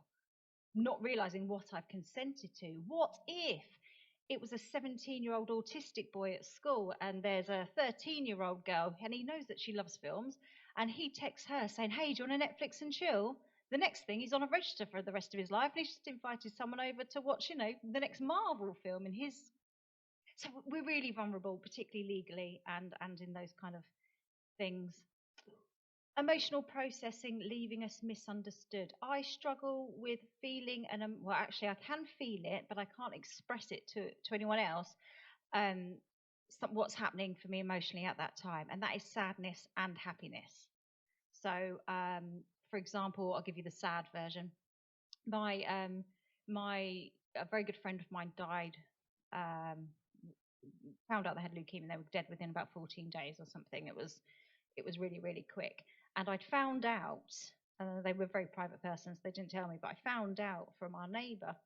And a colleague of mine picks me up for work the next morning, said, oh, have you had a good evening? And I said, actually, no. And said, my friend's died. And they said, oh, you sure you can come into work today? We're training about 400 teachers that day over in Slough. And I said, no, I can do today, but please, can we block out this day next year? Because it takes me a year. It's good at Christmas, though, because I always look appreciative of presents, but I'm just appreciative about last year's presents. It's fine. I know some people have got like a 3-month delay, and that's tricky, and unless it's like your birthday after Christmas or something. But luckily mine's a year. But it does like clockwork on the day. And then when my girls were born, I've watched these programs like One Born Every Minute. This is what happens. And I had 3 children by then, so I should have known. People have a baby, they look at the baby, they do a really ugly cry. I didn't do that. I was like, oh, you're nice. And then I actually took my laptop to finish some uni work. Oh, sorry, I told you, no concept of time. So it takes me a year, but on their first birthday, I was very appreciative. And I was appreciative then. I just couldn't do that ugly cry. So asking for help, the hurdles of asking for help. You have to, first of all, know what's happening is wrong. And then once you know what's happening is wrong, you need to know that somebody else doesn't already know, because I just assume everyone knows what I know, which is why I'm a terrible liar. And then if you can get through those hurdles, you need social imagination to know actually what's happening is wrong and I'd like it to stop, and they can help me make it stop. So we can't really ask for help, and certainly can't do it timely because of the emotional processing delay, and then we might use the wrong jargon. How many more minutes have I got? Have I gone way over? Would you like me to stop immediately? 3 minutes. Okay, I'll find. Oh, traditional measure. We've done that. Done it. It's all right. It's all right. Play the consequence game. If you want to know what it's like to live a life where you're only going off your own agenda and your own plans, play the consequence game. Just Google the consequence game. It's brilliant. So my nan used to make me play that as a child. Now I know why. And this is, I'll leave you on this story and then I won't go any further. So using that, if we think about our young people, particularly if they aren't diagnosed autistic, the situations they can get in. This happened to a young teen girl. So let's go to the next slide. Every time they got stressed, they'd go to the local park, they'd get their ball and they'd throw or kick their football at the wall. One day, some other teens came along and they leant against the wall. And they thought to themselves, oh, I don't want the ball to hit them. But what they said was, move or I'll hit you. So the other teens, basically, they got into a fight because they're thinking, oh, what a bully. You hit me, I'll hit you back. So it's even just something we say, and perhaps with the wrong tone. Or so the biggest tip, if anyone's got autistic family members, always try and link up as possibly as you can. Ask them to. What you're thinking in your brain, try and say that exactly, because something as simple as this, and you've got a big kerfuffle. I've got about 20 more slides. This is my favourite thing in the world. Sorry, and I hope it helped.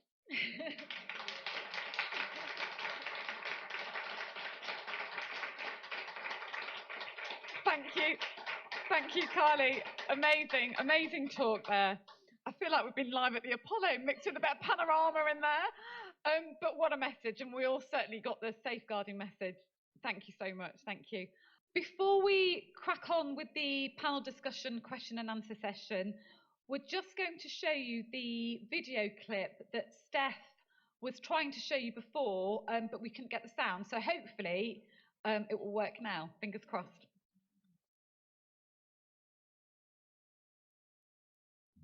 I think we can all agree that when I say that school sucks, the entire education system sucks. But I don't think a lot of people recognize that some people fall victim to it. And by that I mean we're trapped in a never-ending cycle of torture till the end of our lives. And the worst part is, no one can understand why. Not even us. Okay, I think we're ready. So has anybody got any questions that they would like to kick off with for any of the panelists? Okay, lady over there.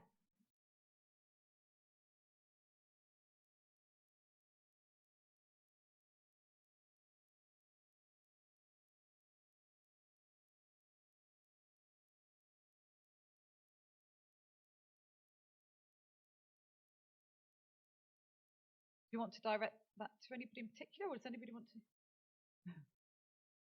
Carly, right, I'll hand you the mic. Thank you very much. Yes, very, very common. So obviously I'm autistic, have 2 autistic daughters. My ex-husband has another child from his next relationship who's also autistic. My father was an engineer. I don't know if that answers any questions for women. I'm looking at you here, Julie. Definitely there's something in engineers, and it's quite interesting actually. I've also got lots of cousins who are autistic as well, so not just from personal experience, but also of all the families I've supported, thousands over the last 14, 15 years. It's really evident. When I, interestingly, when my second autistic child was diagnosed, before I was diagnosed, I was like, you know, why? And my doctor said to me, they give me some leaflets all about autism syndrome and stuff, as it was back then, and I put the leaflet. And then I said, oh, well, I think you'll probably find the answers in the genes. And so I immediately put my hands in my pocket, in my jeans, to get the leaflet out, at which point she was like, I knew it. literal understanding, tick. So I think it's really prevalent, and it's sometimes it's not parents, sometimes it could be an uncle, sometimes it could be a grandparent. I got quite into ancestry recently. Well, over the pandemic, so I was bored, and like one of my aunties, the aunties on my dad's side didn't have children, just decided to have a monkey and push it around in a pram, and I was like, oh, I definitely come, the apple doesn't fall far from the tree. I used to push my cat around dressed as a baby in a pram as well, and I still would if no one would section me. I would quite easily do that to my cats now. So yeah, I think it's genetic. Yeah. Yeah, interestingly, my dad is also a an engineer, chief engineer in the Merchant Navy, so maybe not quite in the academic sense, but he is an engineer as well. I wouldn't say I wouldn't say for either of my parents you could see autism or that they struggled with anything. I have questioned this, and with some other bloggers, about traits that I have. Would I possibly be diagnosed with autism? I don't think so, but I'll certainly not at this stage, because I've managed through life to this point. So does that mean I'm autistic or not? I don't know. That there's certain things maybe, but my husband has an amazing memory. He could tell you every car number plate from the age of 2 kind of thing. So there's little things like that, but not enough. And in the wider family, so I think he has some cousins who potentially act more autistic, if that's a thing, but they have not gone through the diagnosis process either. So, but is it genetic? There's something, I would say, yeah, definitely.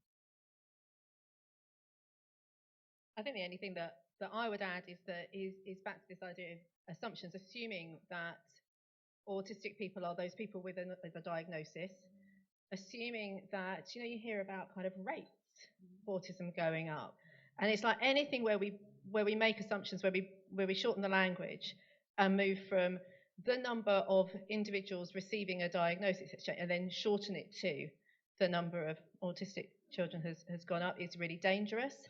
I think that as we open up to more complex presentations, then what we talk about as just sort of a neurodiversity framework is that what we're actually seeing is a much richer tapestry of ways of being rather than these categories. So I think that what that comes with is there are also some myths that we need to, or some sort of stories out there that we need to also be careful of, which is assuming that, so we sometimes put parents of children who are struggling on a pedestal and go, aren't they amazing?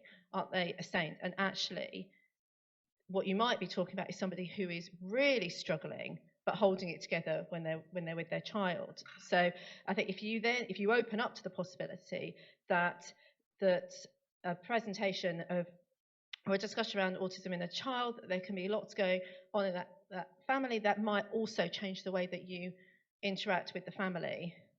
And I think we're past the point now where we're surprised when parents are getting a diagnosis or seeking a diagnosis. So I think just being open to everything, all those possibilities, creates a much more inclusive environment, much more potential for actually meeting people's needs. Does that answer the question? Thank you very much. I don't know if you want to take one from a live stream, if there's anything coming through from that, or we'll just go with the room. Yes, thank you. I was interested in, Carly, what you said about they need to know it's wrong. If we're talking about safeguarding, do you think we need to be putting in more training for our young people, all of them, not just neurodiverse? And how would you see that being implemented? Yeah, with safeguarding, when I wrote my book, it's safeguarding autistic girls, strategies for professionals, and I think what there's a risk of us doing as advocates and as autistic women is speaking to other autistic women, which is great because we all need to show solidarity, but it's also dangerous because we're talking in an echo chamber to one another. We're not preaching to the unconverted, we're only preaching to the converted. So the idea of the book was, police force, social workers, teachers, healthcare staff, midwives, judicial system, heavy underline there, all of these kind of social workers and this kind of thing, because we really do need to be reaching out. When it comes to safeguarding, a lot of sex education is done in school, but we know so many autistic girls are school refusers or unable to go to school for whatever reason. So having that freely available online, actually for the young person or the teen to be able to find themselves, as long as it's done robustly, is very important. And talking about these things, you know, we often talk about the anatomy. We're talking about, you know, pregnancy and things, and on a very universal general level in the school system. We need to be talking about more about consent and the language we use and safeguarding ourselves and others, and have that in really open, explicit terms, very literal terms. Talk about homophones, talk about you know, the way language can be perceived, all of these sorts of things as well for safeguarding, and you know, what is a friend, what is a good boyfriend or girlfriend. And it's difficult. So all for kind of like women's liberation and you know, we shouldn't remain virgins till we're married if we don't want to, and all of that kind of thing. But at the same time, we also need to go, is this a suitable partner? How do I know? And what indicators of a safe person to be intimate with, and all of these kind of things. And it's the unwritten rules that as autistic people we struggle with. And there is no more murkier waters for unwritten rules than dating and relationships and you know, sexual contact. So it's a big task. I don't think there's one direct answer to that, but just educational systems to be aware there are going to be autistic people in that classroom in a mainstream setting. So we can't just have, this is our autism sex ed for the autism schools. It needs to be everywhere for everyone. Because, you know, it's normally a two-person activity unless you're very adventurous, and it might be the case that you went to an SEN school. Not me, I'm a nun. I had my time. But you know, it might be that, you know, someone from an SEN school might end up in a relationship with someone that went to mainstream school and vice versa. So we can't just go, this is your sex ed and that's your sex ed, and it has to be a bit more universal.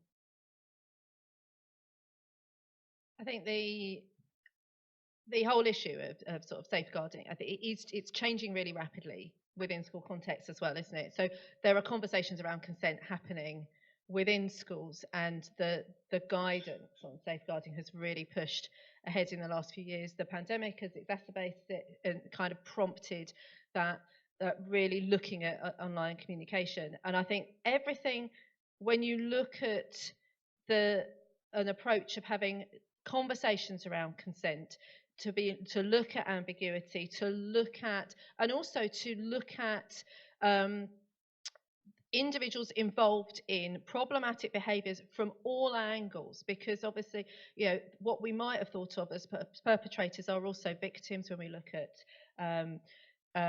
sexual exploitation, when we look at, you know, county lines, that, you know, we're building a picture that it's vulnerable young people being drawn into then committing acts of violence or bringing in other vulnerable young people.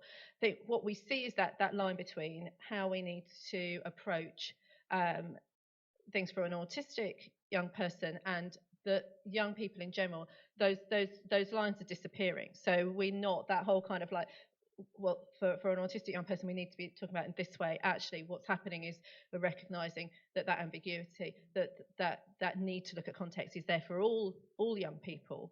So it's back to this idea of sort of universal design, that what is good practice, you know, what is good support for an autistic young person is absolutely good support for all young people who, you know, who may have different profiles, but all have their vulnerabilities, and their limited ways of understanding the world that can come from anywhere.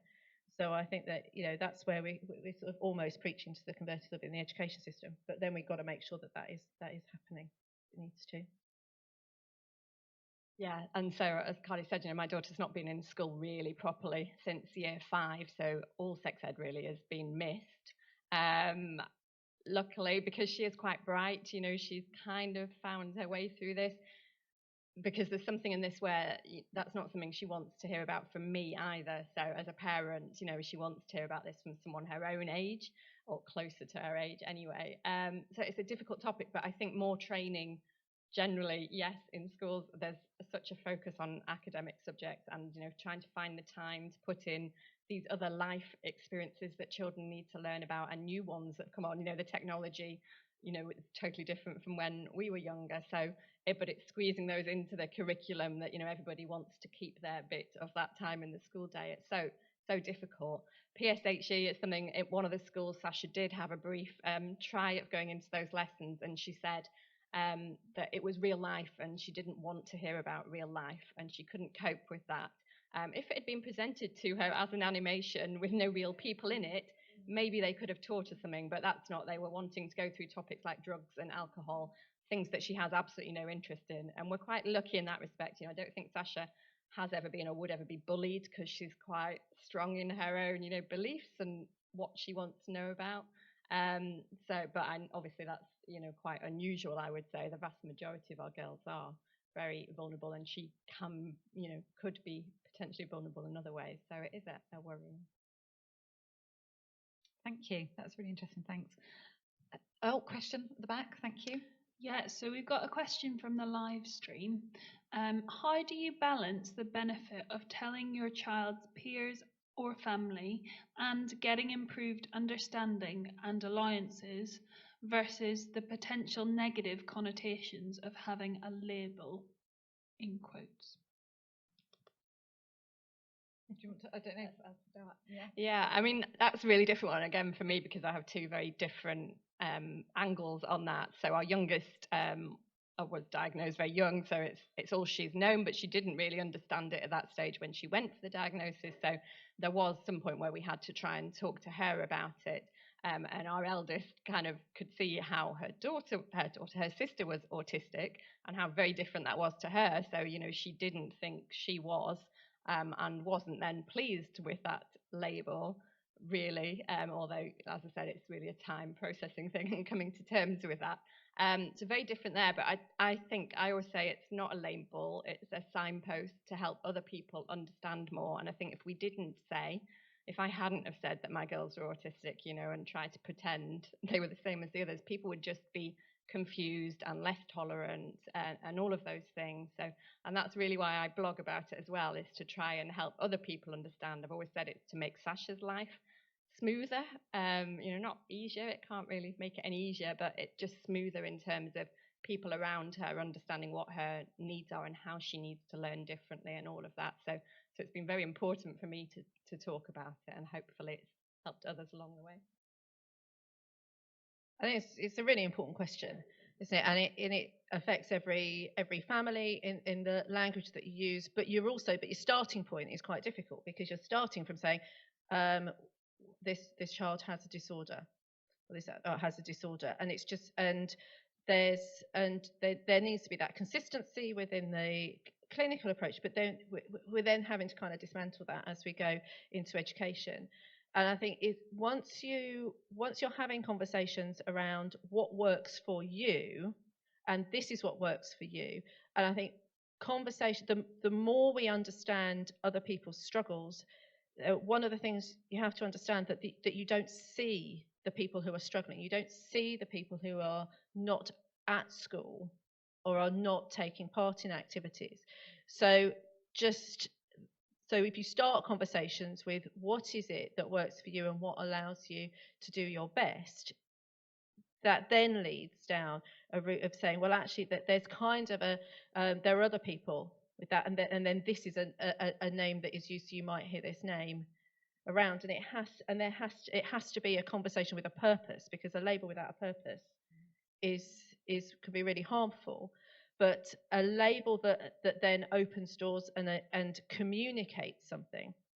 So you've used the term Asperger's, and it was sort of stopped being used once the associations between Hans Asperger and Nazi experiments came out, and that's really problematic for a lot of people with Asperger's, because it was a very understandable profile, and to be able to use that was much more helpful than the broader autism. So that labels have a purpose that allows people to sort of to understand and communicate those needs. So it's finding another way to do that. And so it depends what you're doing with your child. If you're then thinking, well, they need to be able to communicate that busy spaces don't work for me, and I'm not going to go to the disco, and I'm not going to do that, then it opens the door for that kind of conversation, doesn't it? You know, this is, you know, that's not my thing. But it's a very difficult balance, but it's not something that you can avoid, because that you're going to be asked for that label and that piece of paper, and that piece of paper that says disorder, in order to access things. And I think the sooner we can get past that, and the more we can reduce the need for that, the better. Yeah, I mean, you'll hear the phrase that we're living in an autism epidemic a lot. We're not. There are raising rates. We're living in an epidemic of our knowledge, which was the name of my short film. I filmed my diagnosis in 2014. I went to Cannes Film Festival. Have you ever seen Mr. Bean Goes to Cannes? It was just like that. Everyone in yachts and bikinis. I'm out there, not on a yacht in a bikini. That's too frightening. I might get taken somewhere. Very vulnerable. Just handing out leaflets, going, "Would you like to talk about autism?" They're like, "No, I'm here for the free champagne." Okay. So that's how it went. But yeah, we're living in an epidemic of our knowledge and understanding of autism in all of its shapes and forms, which is only a good thing. It is a label. There's no getting around that. It is a label. But you're going to get called so many different labels anyway. And actually, I think autism is the kindest label. My label, my diagnosis was Asperger's syndrome, and of course, yes, as you rightly said, Julie, now we don't use the term Asperger's anymore, because the history behind that was in Nazi experiments. Hans Asperger would take these disabled children, and I'm happy to say I'm disabled. I don't think disabled is a dirty word. I think it disables me everyday life in sensory issues, in my vulnerability. I do not, and I think actually the more we say I'm disabled, the more that disability doesn't become a dirty word. There's nothing wrong with being disabled. So obviously that term, what happened was he'd have these children with disabilities and say, these ones aren't fit for work, and we all know what happened there. They're autistic. These ones are autistic, but there could probably be some use. Asperger's syndrome. So it's not a diagnosis I feel comfortable using that word, because I care very deeply about people with learning disabilities, and I care very deeply about autistic people that would struggle to work. The autistic community in solidarity, we just say autism. And the word disorder, lots of us don't like that, because am I disordered, or is the world a mess? Am I disabled because if I go out and ask a stranger where to go and they could potentially assault me, am I disordered, or are people just cruel? Because if I only have came across really nice people on that journey, I wouldn't be as disabled. So that's social model of disability. But the term disorder is controversial, because yes, we don't like it. But you know, we have to really safeguard our health practices. We have to safeguard our law, because we're probably one of the only countries that could say, because we have the NHS, that we can say, oh, I don't like the term disordered, because we won't need to access medical insurance and medical policies to get care, because we have the NHS. If we lost that, and we lost the word disorder, there's lots of people not getting any help. So we have to be very careful with language if we're thinking about law. And so that's my current bugbear. I could talk about that for too long and get thrown off stage again. So I'll probably give them the microphone back now. But yes, it is a label, but it's the kindest label. Thank you. Lady just over there. Won't be second. Thank you. My experience is that my son, who's now 27, difficulties became apparent at the age of 2. Pervasive developmental disorder into language disorder into finally autism. My daughter always seemed like Little Miss Perfect coming up behind, and our focus was very much on our son, on the battles for education, the tribunals, etc., etc. And then my daughter had an incredibly troubled adolescence. Just everything that seemed that could hit her by way of emotional disturbance and educational disruption, everything. And finally, last April, at the age of 25, she received a diagnosis of autism and ADHD. And my husband and I felt so strange, because here we've been in a family where autism had been part of our life for ages, but we hadn't somehow twigged that this was what was underpinning the difficulties that my daughter was having. Now, you're talking about an epidemic of knowledge. And, I was so excited when I saw the theme of this conference today about neurodiversity in women and girls. So I would like to ask you, really for your sort of impressions of what's happening with this epidemic of knowledge, especially as it relates to women and girls. Thank you. Hey, do you want to kick off in the middle this time? Do this. Well, I think when you think about the difficulties exhibit in that interaction between an environment that's not meeting that individual's needs and their characteristics, so we have to look at what's happening in the world and what's happening to young people. And one of the, if you think about exposure to social media, and where part of autism is just that need to refuel, to rest. You don't get that when you leave school. The social world is still twirling around you. Then if you remove that sort of rest, recovery and processing time, then the ability to manage the complexities and the analysis of social situations, you've just lost that ability. So one of the things is that the young people are living in a different world. So where a diagnosis is triggered by some kind of difficulty, if the world is absolutely fine for you, then the world is fine. It doesn't matter if you're autistic or not. If it operates for you, then at what point do you actually sit down and go, oh, what's going on here? You're just getting on with your life. We don't kind of regularly check in with young people and just go, well, let's just have a little chat about, what's going on with you neurologically.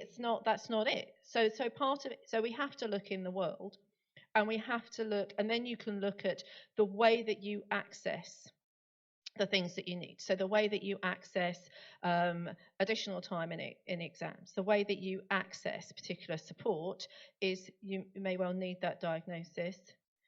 And just an education itself, the demands we put on education, I mean, Key Stage 2 SATs, just, putting these things in the, phonics tests, and just putting that testing in narrows, if you think what that removes, is the ability for schools to meet the needs of young people.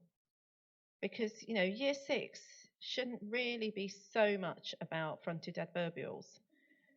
It should be about preparation for moving on, shouldn't it, really? So if you remove that, maybe Year 6 teachers, in their professional wisdom, have been meeting the needs of Year 6 pupils before they needed to be focusing so much on grammar.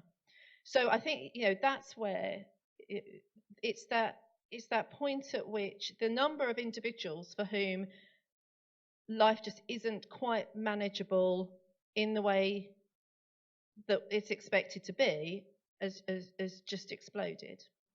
And I think, and that doesn't, that applies to, to everybody.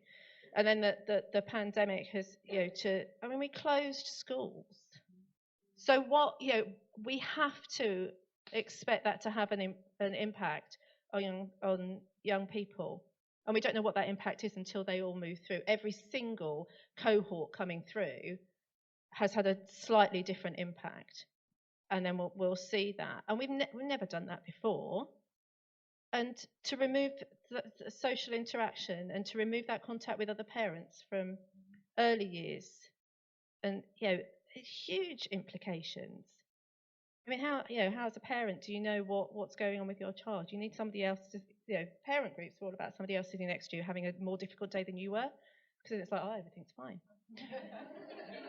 But they're not there, are they? So I think that, I don't think we need to look any further than, I would say we don't need to look any further than that. We just need to get on with meeting the needs of young people. And if there are structural things that are preventing that and that are creating those barriers, then remove them. Because we close schools, why can't we just remove fronted adverbials from what we're doing? I don't see why not. I'll lose that train of thought. So because a very similar experience really for us, where we hadn't seen it in our older daughter, And I think there's something, a slight tangent about the ADHD thing there. I think that is hidden a lot. And I was saying to someone earlier, you know, to the first part of an ADHD assessment is something called a QB test, which really doesn't take very long.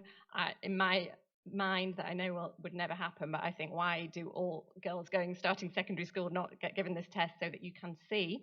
But I kind of, on the other hand, I hear what Julie was saying about, you know, you should take away that need to put the label in a way and just treat everybody, you know, according to their own needs. But it's interesting, the ADHD thing, both my husband and I, again, nothing we knew very much about before that. Like I said, Sasha, we had maybe suspected it, but it didn't really matter because her other presentation overtakes that, and she doesn't actually take any medicine anyway. Our younger daughter, she refuses it all, even Nurofen and Calpol, which has been really interesting over the years. But so we knew there was no point, there was no ADHD medication, it wasn't going to make any difference to her life. But when we read these questionnaires about ADHD, both my husband and myself said, oh, but that sounds a bit like me. So more than the autism, we kind of thought, oh yeah, that's how my brain works. But I think a lot of people might say that, but there is a test where you would have a cutoff, and I think they would then find and be able to talk through those students who are having more difficulty with that kind of ADHD brain and, you know, impulsivity and the actions and all of that. So I think there is actually a lot more of that possibly in girls. Obviously, I don't have statistics, I'm just making this up now.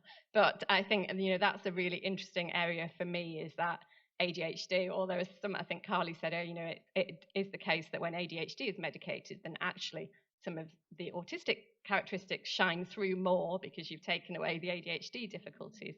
And so that also is very interesting.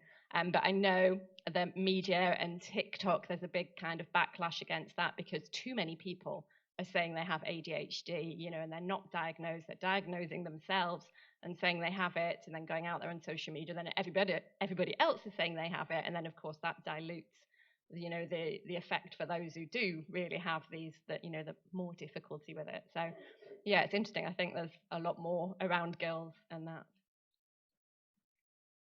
First of all, please forgive yourself, because I feel like I'm talking to my mum here and I want to hug you.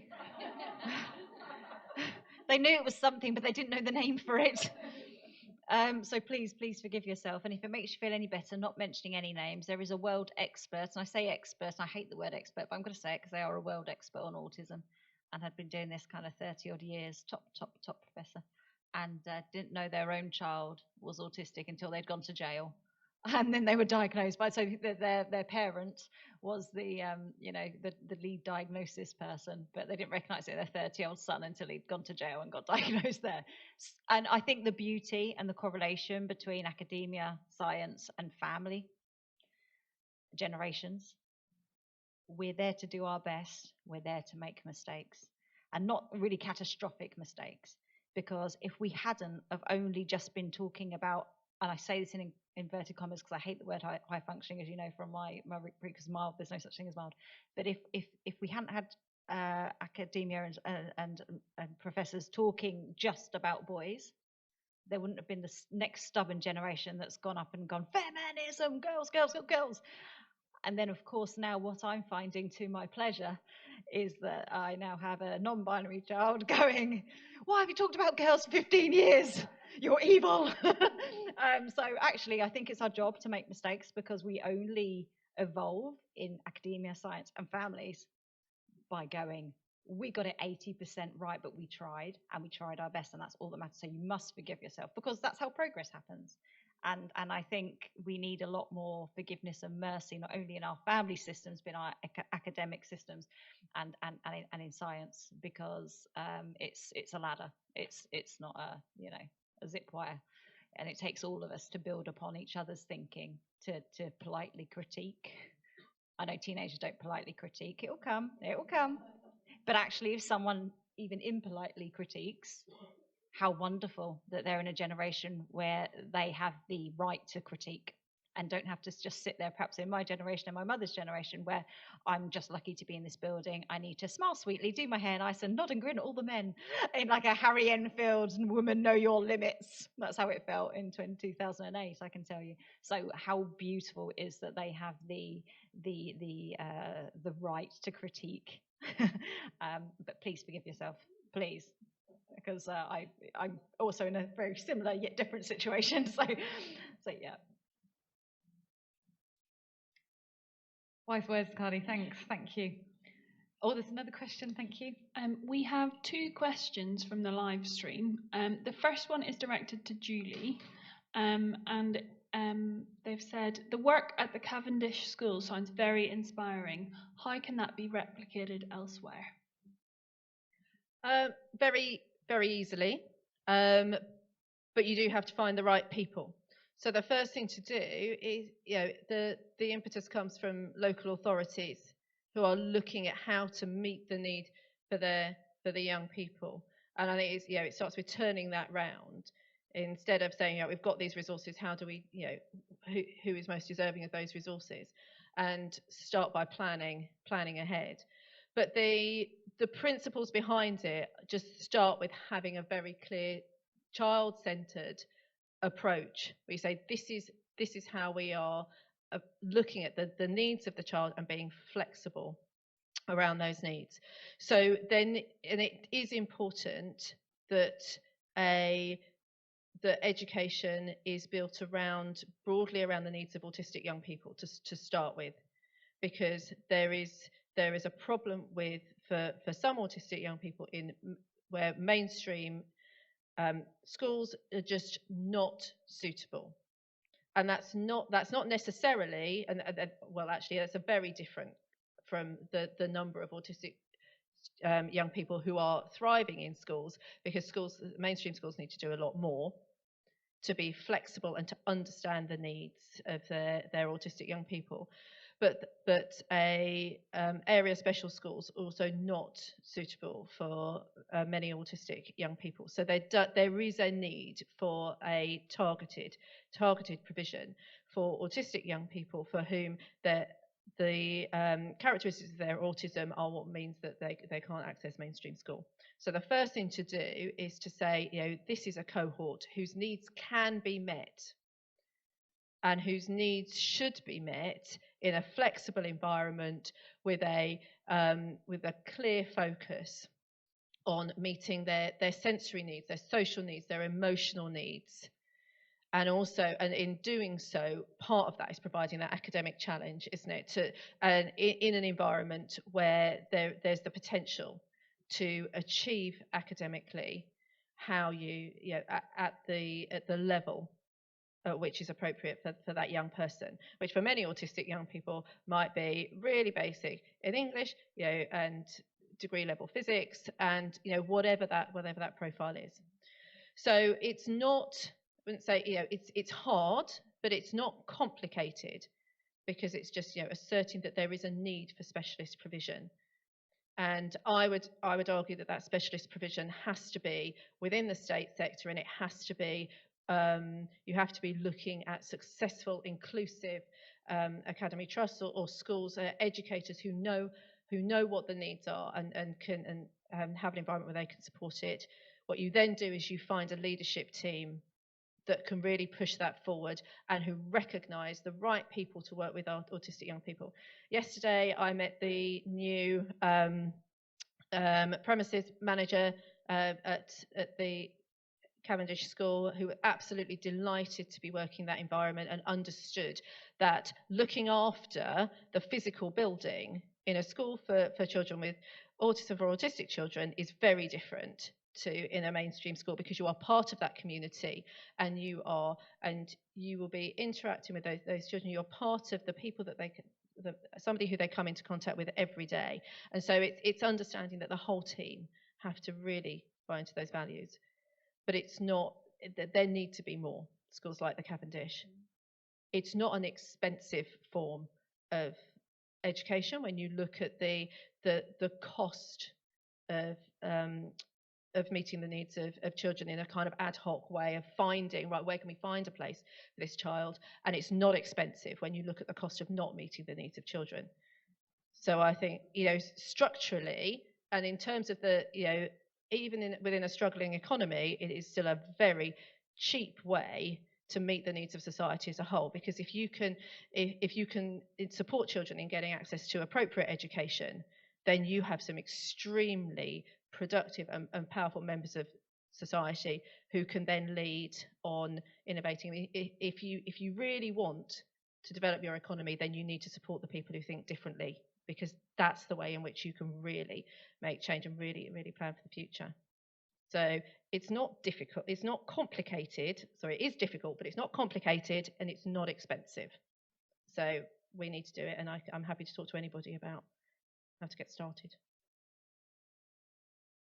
Thank you. And is a Cavendish school one of its kind, or are there any other schools around the country that you know of that are state funded? Similar. There are other publicly funded. The only state funded schools. Specifically. It is, yeah. Thank you. I'm fascinated that you're talking about all this very important, these very important environments without mentioning Gorton Mount. I don't know if you're aware of that Manchester school, that in the public sector, the head teacher, you probably have, she managed to do this, what you're talking about, and she did it for everyone, neurotypical people, everyone, and the academic achievement and the well-being, everything was totally transformed, and it worked so well as long as she was head teacher, and she got all the staff retrained, and it worked for several years, and then it just all fell apart. Two things, I suppose. Firstly, to what extent are you, are any of the things that any three of you are doing actively and consciously informed by the discoveries of Maria Montessori? And secondly, how can we get more Gorton Mounts in the public sector? Anybody? Any takers? Yeah, and I've not heard of Gorton Mount, and Montessori is something I'd heard of when Sasha was young as being, child-led learning.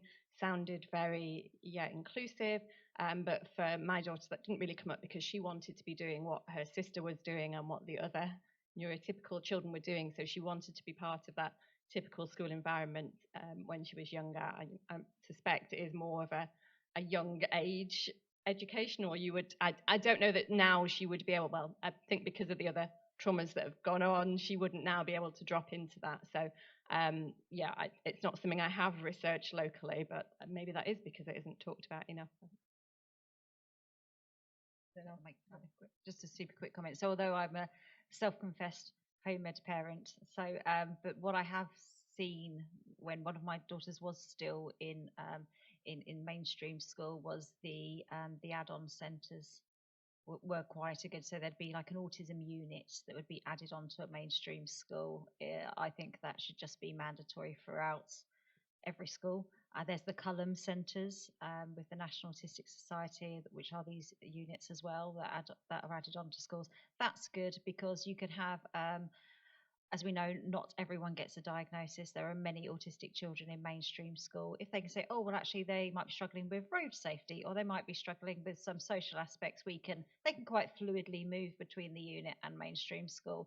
And similarly, for the autistic children using that unit, they can also go into the mainstream school. It's more about the environment than the education. It's also very important because every single member of staff, be that a dinner lady or the head teacher, will get that regular autism updated training and support. So that's a very good system. It's one thing which parents tend to not know about enough is that yes, a diagnosis is very important. However, the Equalities Act 2010, any reasonable adjustments, be that in education, be that in the workplace, is needs-led, not diagnosis-led. So it's actually illegal, which is why so many appeals which the local authority go, well, they don't even have a diagnosis.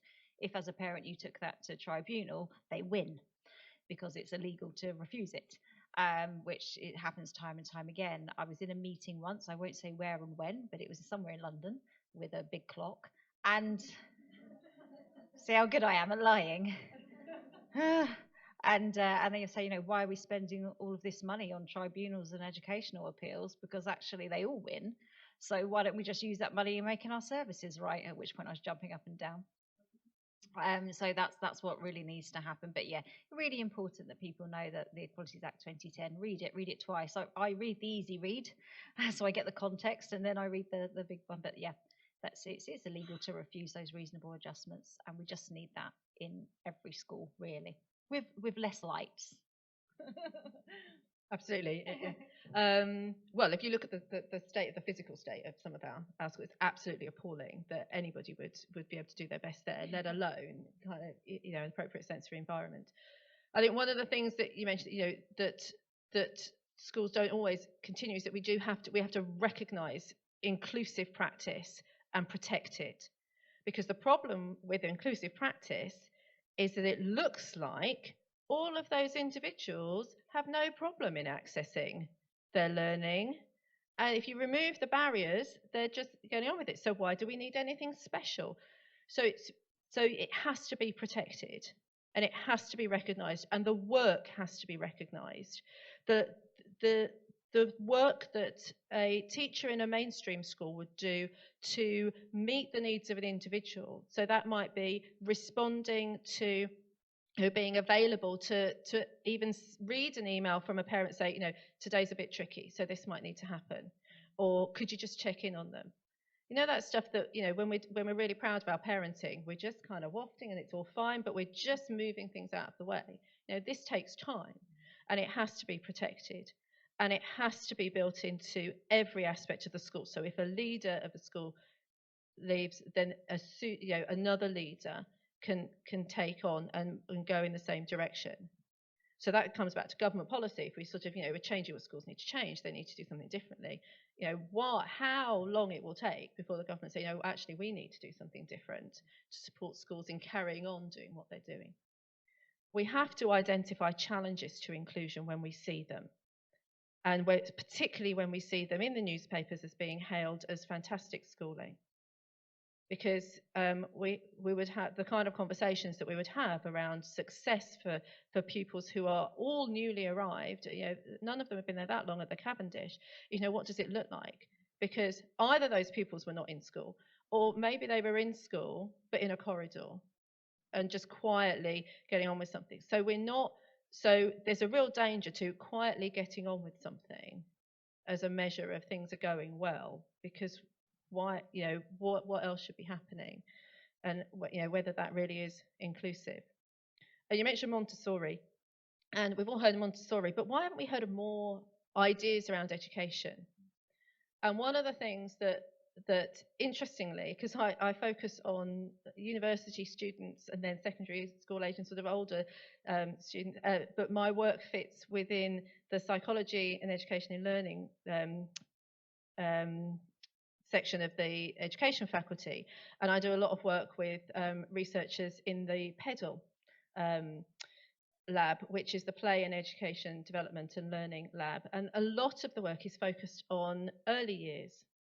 So what part of my day job will be in research meetings, which again, I was in a research meeting yesterday with a colleague looking at practice in early years, and I don't see any irrelevance that, everything. I think, well, we need to be doing more of that. We need to be doing more play and the elements of play and analysing, what is it that is, play is like, it's about autonomy and creativity and control and pleasure. Why can't that be there? And sometimes it's easier to see that in university education because we're all working within our passion. So why can't we see that further down? And they're directly relevant for autistic young people who may have an area of special interest that is a real way into expanding their understanding. So I think that open to new ideas and being creative in education, and that's what we're actually pushing against. So that's why we're losing some of the provision that we have that has value, because that value isn't recognised. It's being attacked directly by government policy. We're not encouraging creativity above the early years provision and not seeing anything wrong with what we're doing. So if those things are chipping away at education faster than we can build them up, and if we're dealing with a pandemic, if we're dealing with the complexities or just running schools on, I mean, this year, think of the impact of the rising cost of energy on schools' budgets, and where is that going to go? If you reduce the staff, where is that member of staff who's got the flexibility to just sort of check and make sure things are okay? So it's that lack of protection and lack of recognising it and it's a lack of understanding of what good inclusion looks like, because good inclusion looks like children and young people who aren't actually struggling at all. So let's put our resources elsewhere, and that's the difficulty. Can I just add another little bit to that? I think the whole system as well needs to be challenged in a way, because there are some children for whom school is not appropriate at all. So we're not talking about a school building. We're not talking about 9 to 3, 5 days a week. Maybe for some children, 2 days a week would be fine. For my daughter, probably 3 hours of good teaching would be more than enough in a week. But there's such a pressure on attendance. I don't know what it's like. I'm sorry if children are allowed to drop in when they want, or if they're still expected to attend within those times. But there's a lot of, as you'd see in my daughter's video, forcing going on, and that's what, something that increases her anxiety and makes it all impossible for her. But I can tell you, and the idea that all children should do English and maths, she does not want to learn English and maths, but her English is better than the head teacher at the school she was at. So that's maybe, a slight exaggeration, but she could use a word in conversation that he had not heard of and had to ask her what she meant, and yet she used it very, relevant, perfect, all self-taught. So, and her maths equally, it's quite good, but we can't prove that because she won't sit an exam and go under that pressure to be able to say you can rate her against everyone else. But she's doing fine, but it's a different kind of schooling that is needed for some children as well. So I'd like to see the system change and just recognise that. Okay, just to say, I just wanted to, in point of fact, in the UK, we are unusual globally in that we tend to think of Montessori as being something about early years childcare, and nothing could be further from the truth. Julie, what you said, a sensory environment with a clear focus, with the potential to achieve academically at a level at which a young person is capable, and a low sensory stimulus, that is a Montessori learning environment. And globally, they have schools up to the age of 18, which are based on Montessori principles. And it seems to me that you're already doing a lot of this, and it'd be great to be doing more of it in a more conscious way. Thank you.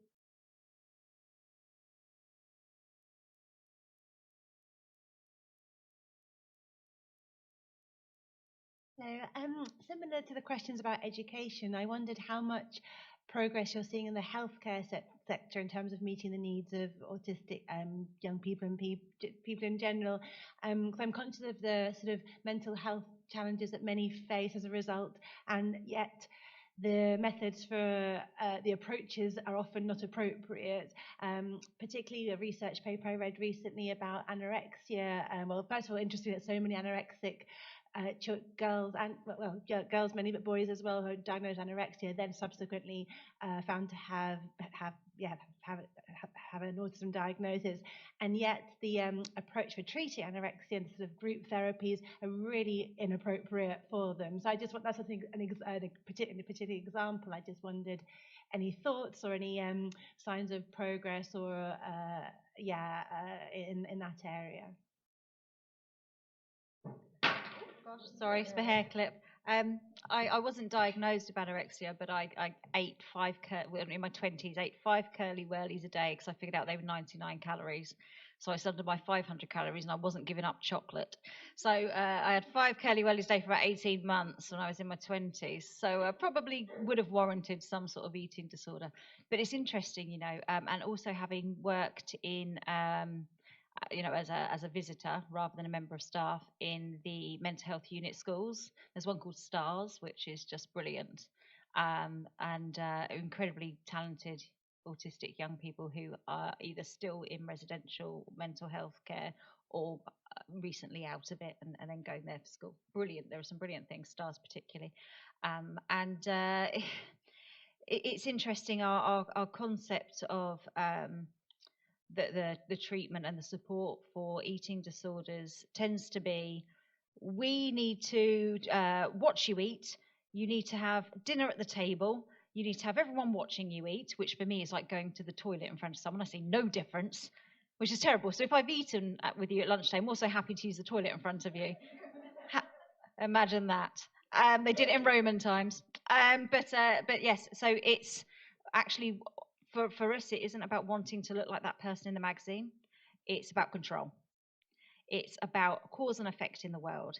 if I do this, this is the effect. Oh, I can see that on the scales. It's about patterns. It's about numbers. It's not about looking attractive, because anorexia does not look attractive.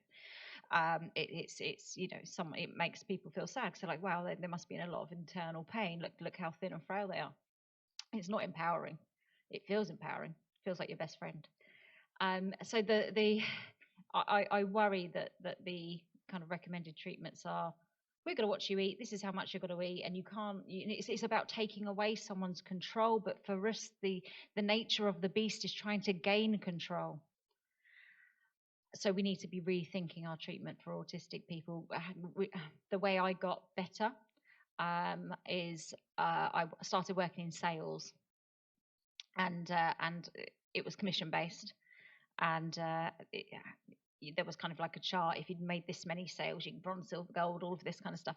And I won that chart every month. And every time that was my cause and effect on the world. That was my control. Oh, I managed to sell this, and now the mortgage got paid as well. It's handy. It was a really great control to have. But for me, I started off doing that, and I feel better. And within a few months, I would do that, look at the chart in the canteen at work, have a slice of cake, and all of a sudden I even stopped thinking about controlling my food, because it was something numerical, and I'm dyscalculous, so I don't even know numbers, but I could see my cause and effect. So it's all about cause and effect. So what I think we should be doing for autistic people, we know so many autistic people have an eating disorder, don't take away their control, give them more control. Is there a game that they like? Let's work on that game. If they're a gamer, let's work on that game. You're going to be the best in the country at that game. Is it sport they like? Put them in the Olympics. Is it something, is it, that blue sky thinking? Is it, whatever that might be, they need a different goal. And we're not even going to talk about food. As long as you've eaten, I don't care if you've eaten in your bedroom, I don't care if you've eaten in the bathroom, I don't care if it's been Jaffa cakes you're eating, and just concentrate on something else for them to control. We don't even mention the word food. And my theory, haven't tried this apart from on myself, guinea pig again, is that will have an advantageous effect. Yeah, because it's not about being thin.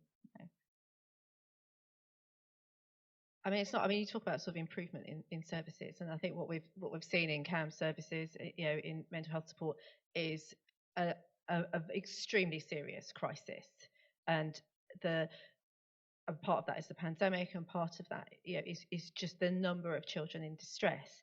So so change is rapidly happening, and what we are seeing, what that tends to do is actually very sensible decisions about, let's get in at the level of the school, which of course doesn't help people who aren't in school, but in school, and it's happening in the university is restructuring its wellbeing services as well. So what are we doing every day with everybody around them? So as soon as you switch to saying everybody involved in a young person's life is part of their well-being, their mental well-being, then you can really target services. And a side effect of that is that if it's the people who they are working with every day, then those people know them, and they are more likely to understand their needs. So if the same person who, if it's somebody in school, either a mental health professional working in school or working alongside the pastoral team, is that you are much more likely to kind of almost accidentally get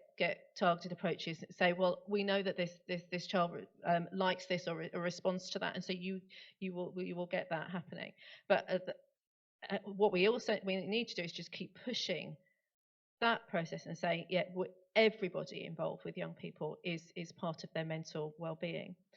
So one of the things that when the pandemic happened, and I think the university kind of like delayed one day past other universities because we were coming to the end of our super short terms, and it was like the 13th of March, and other universities had sort of sent the students home. They sort of held on a little bit, and then so one of the things that did within the education faculty is said, excuse me, but these students who are facing a unexpected weird assessment process in an environment they didn't expect to be in, with all sorts of stresses going on.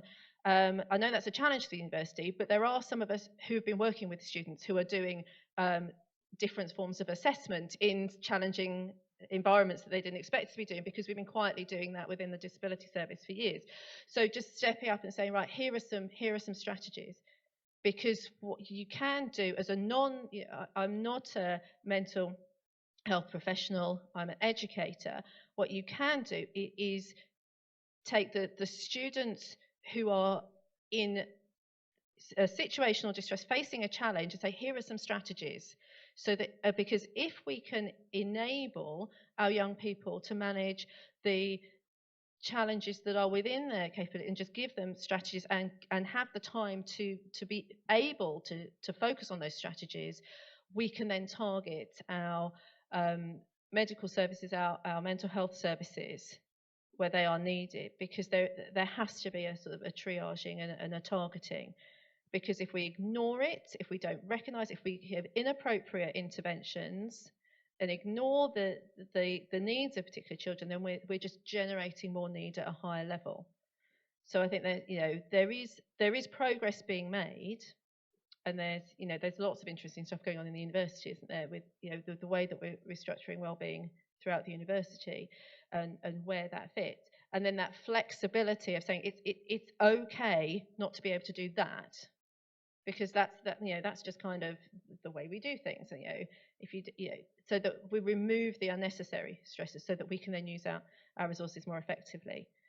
But I think that the reality is, but along with that are parents and classroom teachers dealing with really quite serious mental distress, because there is nowhere to go, because the waiting lists.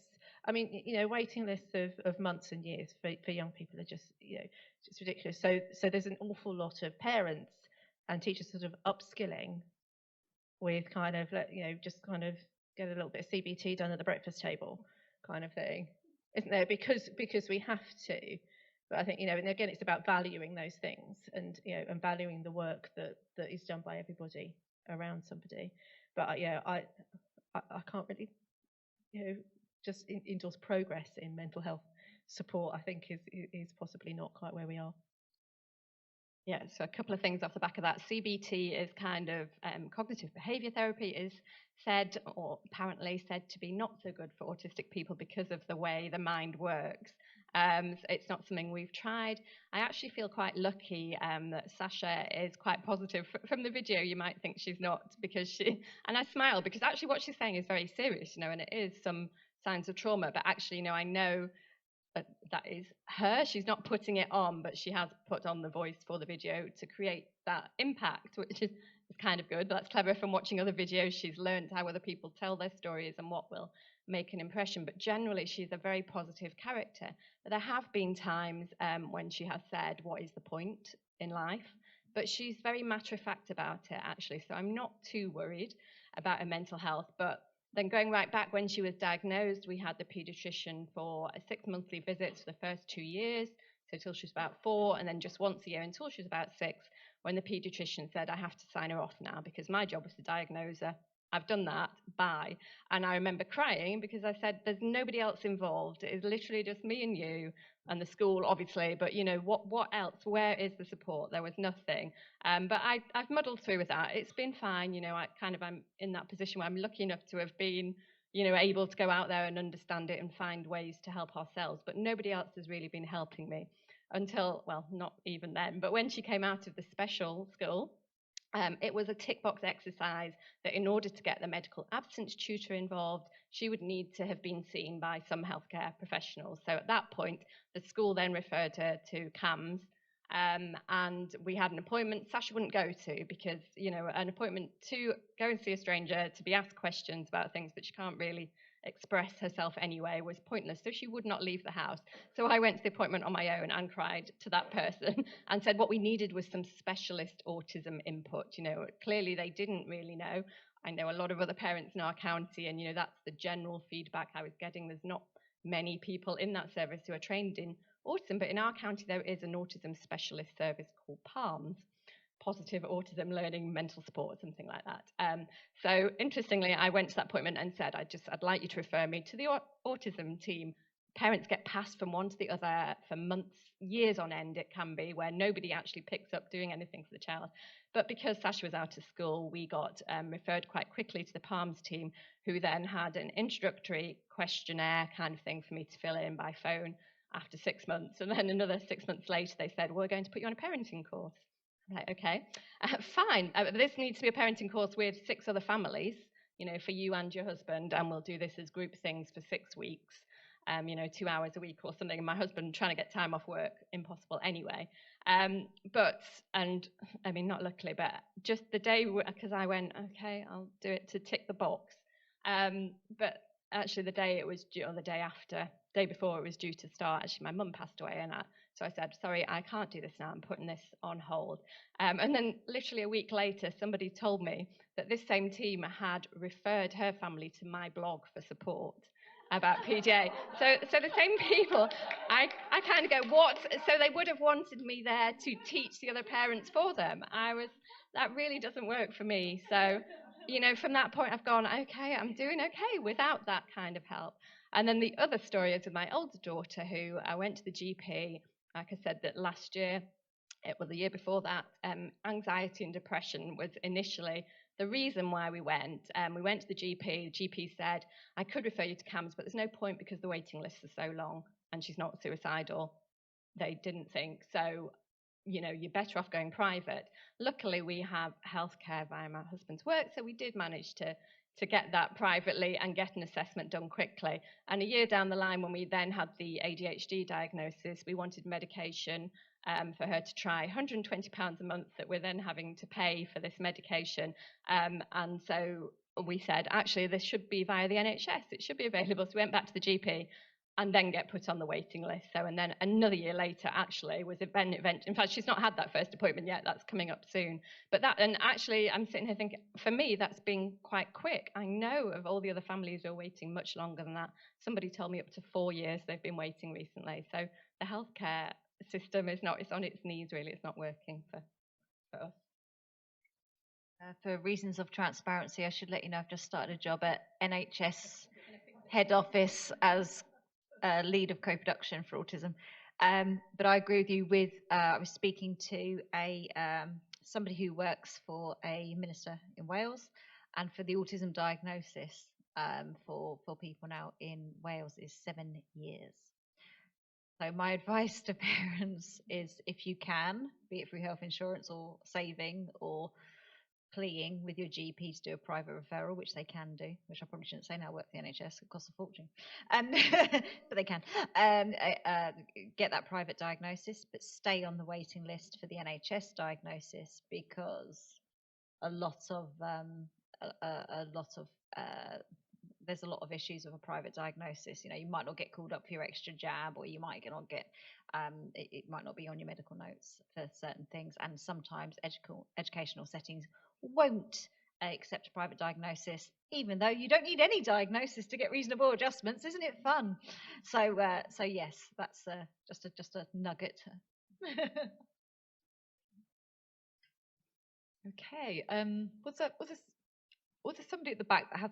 No, we just have to scratch. Oh, sorry, I didn't want you to be waiting. There is a question that's been waiting for quite a while. Okay, on the lovely. online We'll go with that one. forum.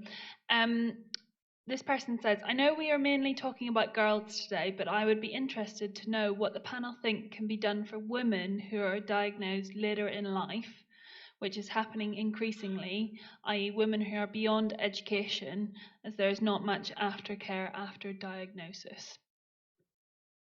Carly, perhaps yours. Thank you so much. Yeah, you're absolutely right. I think for adult women who are diagnosed later in life, it normally happens either, well, this is just the patterns I've noticed with families that I've supported, it either happens after their children have had a diagnosis and then they've realised. It often happens perhaps after a divorce, because we get ourselves into this really rigid routine way of living, not thinking about ourselves. The routine's gone, the house might have changed, there's lots of changes in life, and all of a sudden they go, yes, I'm struggling out of this routine, and everything makes sense. It could be through health issues as well, or an eating disorder. and often, sadly, through domestic abuse charities. Many women who are in domestic violence, refugees and things like that, will actually get their diagnosis at some point during that. A lot of the calls that I will get, not just from the conference I went to, but a lot of the calls I will get from charities, they've normally been referred to that charity from Women's Aid. So there is a lot more. Our support, very good question. It seems that thank goodness for feminism, it seems that we're all supporting one another rather than there being something in place, be that through the healthcare system, or be that through other systems that are in place for women who get a much later diagnosis in life. I think the latest in age diagnosis I've heard of for a woman, I think she was in her 70s when she was diagnosed. I can only, of course, I know how vulnerable it is to be undiagnosed, but to get to 70 and never have known must have just been harrowing. But there needs to be more in place for more mature women getting that diagnosis, and menopause seems to do things to us too, which brings it all to the fore. Of course, it's always been there, but it becomes even more apparent then as well. But we need more research around that. So if anyone's listening who wants to do a PhD, please do it in menopause and autism, purely selfishly, because it's me in 10 years. And if you could make it quick. I'm pretty peri-menopausal already, so hurry up. And but not selfish request, but there needs to be more. Yeah. I mean, I think that, there are several things, aren't there, to receiving a late diagnosis, and that's whatever the trigger is for that diagnosis. There's something that you're processing, and then with anything, there's a re-evaluating things that have gone on in the past, and was that okay, was that not okay, and you talk about sort of consent and maybe recognizing a vulnerability in your past self. So there's an awful lot to be done, and what that also then needs is for somebody to be able to put their needs first. And I think for women in particular, identifying and claiming the right to have your needs met is really, really difficult. And we see, I mean, I work with students of all ages, so some are, you know, in their 30s, and they can even be in their 40s, and and recognizing the difficulty in doing that. So I think even sitting there going, right, so I know that I need to, I should be thinking about my needs, and I should be advocating for things to be the way that they need to be for me, but that is also difficult, and being very gentle and compassionate with yourself, and recognizing the work that is involved in that. And that's where that reaching out and getting support and looking for blogs of people who've been through similar situations and reaching out. Because if you then add in there's something not normal, or there's something wrong on top of that, just makes the job impossible. And there's lots of work being done on later diagnosis, you know, the reasons for that. And we do know that it's very much is often linked to maybe a previous mental health diagnosis, because you may also be carrying around, having spent decades with another diagnosis, that there may well be mental health distress, but it's been characterized differently and possibly even treated inappropriately. And there's a whole chain of things. But there are, I think, you know, just starting by recognizing that the world needs, you are entitled for the world to meet your needs. And if you can do that, then that's the route to making maybe small adjustments. So having the confidence to be able, maybe in the workplace, to say, it could be something really simple, like, it would be much better for me to have my desk over there, and maybe, you know, just not be able to do that, because that's what I need to be able to do my work. And I think if you can start using that voice, which again is very difficult for women, to say, this is what I need there to be in place, and just practicing that, there is a route to maybe reducing some of the stressors that make things even more difficult. And that's, you know, and that's all of that is what we do in educational context. But there's nothing in specific about education that doesn't apply to other contexts as well. Just identifying need and advocating for things and voicing that.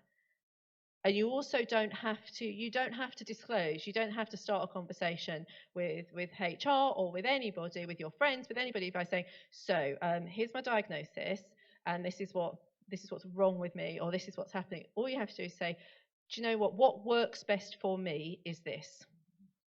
And if that involves maybe, well, to access that you need to do this, then there may be, but you don't have to disclose.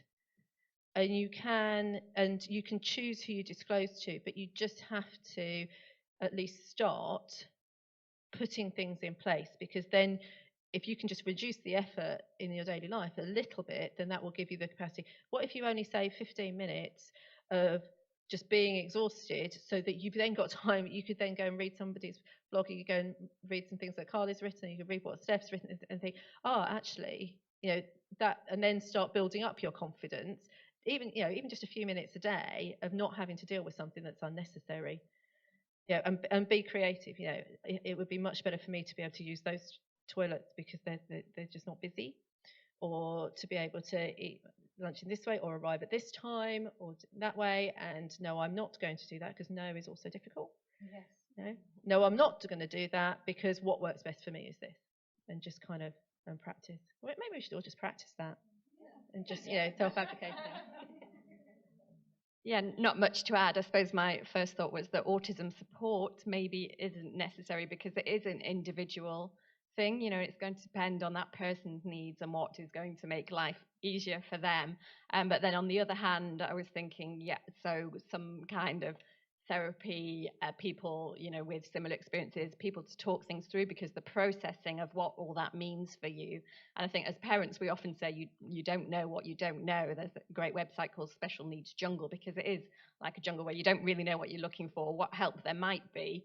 But certainly for my daughter, she wouldn't be able to really say what her needs are or what would make her feel happy. I'm kind of doing all of that for her.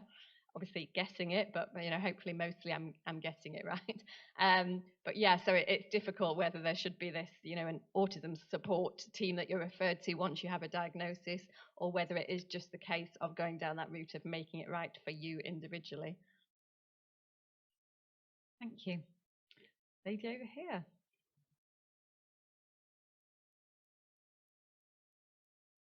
Hi. Leading on from the last question, actually, I'm a sibling of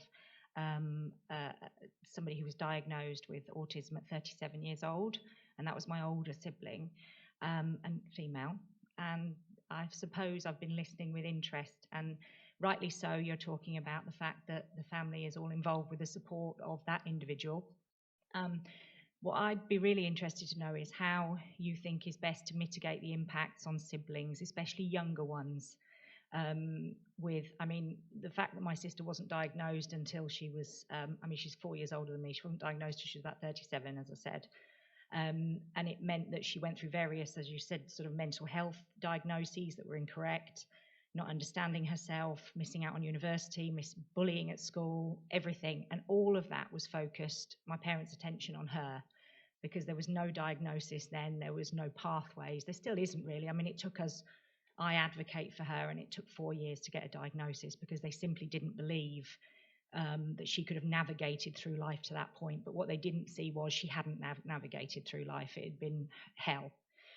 So I suppose I sort of look at other people who have their children, and it's a possibility to be diagnosed within the school system. And I always say, if you can get that diagnosis before 16, please do. And then I sort of talk to them about my story. And I'm kind of a bit jealous that, that they have that, and the support and the understanding from the siblings. But also we need to look at the siblings within the home situation, and we need to look at helping them too. So I wonder what your thoughts on mitigating the impacts of living with an autistic person as a sibling, and what you've done in your own personal family situations. You want to go first? Yeah, that's your domain. Yeah, because I did say that at the start. The reason why I called it Steph's Two Girls is because I was always very conscious that it would impact on our eldest, and so it is the other way around, with her being the older one. And I suppose as a parent, I want to say, I don't want to parent my girls any differently. I probably don't really so much now, but Sasha does need to be parented differently, whereas our oldest doesn't need that. But the way I parent Sasha can work okay for her as well. But maybe there's some elements of luck in that as well. It's all genetic at the end of the day, and why you are any different from your sister or have been able to cope with things better.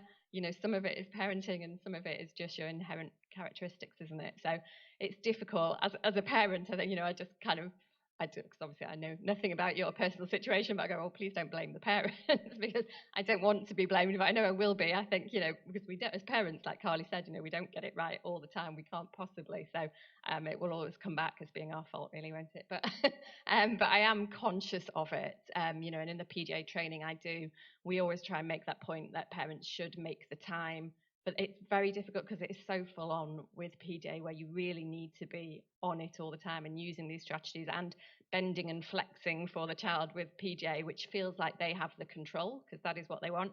I remember my dad saying that to me once, but you should be in control. You're the parent. I'm like, well, I kind of am and I'm not, because she feels like she's in control, but really I'm the one who's feeding all these ideas and options and planning beforehand so that, we have these options. And so I kind of am in control, but to her needs, if that makes sense. So it's a funny sort of balance. But that has been what we needed to do for her. So yes, there's some aspect of our older daughter just kind of had to slot into that, but it wasn't showing. And, I don't think the family life is necessarily what's caused her problems, our older girl, other than the fact that, obviously she didn't see the autism because it's a very different kind of autism to how she, presents. So, but yeah, in the PDA training, we say to try and, do things, go the extra mile for the siblings, and make that special time for them and carve out, one-to-one time, even if it's only going to see them at the school gate to say hello over lunchtime or whatever, speaking to the school. I did let schools know that our older daughter was classed as a young carer. She didn't really like that term or want to be a carer for her sister, but it needed other people to understand that was what was going on at home. So yeah, we kind of just little things like that. We just tried, but I feel for you. It's a very difficult situation to be in. I think there has to be attention to the whole family as well. And I'm sort of like a broken record, really, just saying, this is what is needed. So if it is, this is what the family needs in order for the other sibling to get what they need, then you can ask for that. And it may be asking for, so if you think, thinking about a situation where you've got a child that's struggling to go to school and you've got the other one, then just freeing yourself up to go, well, we're not at that point. We don't try and do that during the time where we're taking the other child to school or getting the other child ready, and we just planning ahead to go, well, I'm not, maybe I just have to pull back from one child to focus on the other at that point, and being confident in that balance. And if that means that you have to arrange your day slightly differently, or you have to ask for things to be done differently, or you have to pick your child up in a particular way, then that's perfectly reasonable to ask for, because the best thing for the entire family is to have all that flexibility. So it's extending that to both children, and then just making, I think for an autistic child, that it's very important to have that space and control over the sensory environment.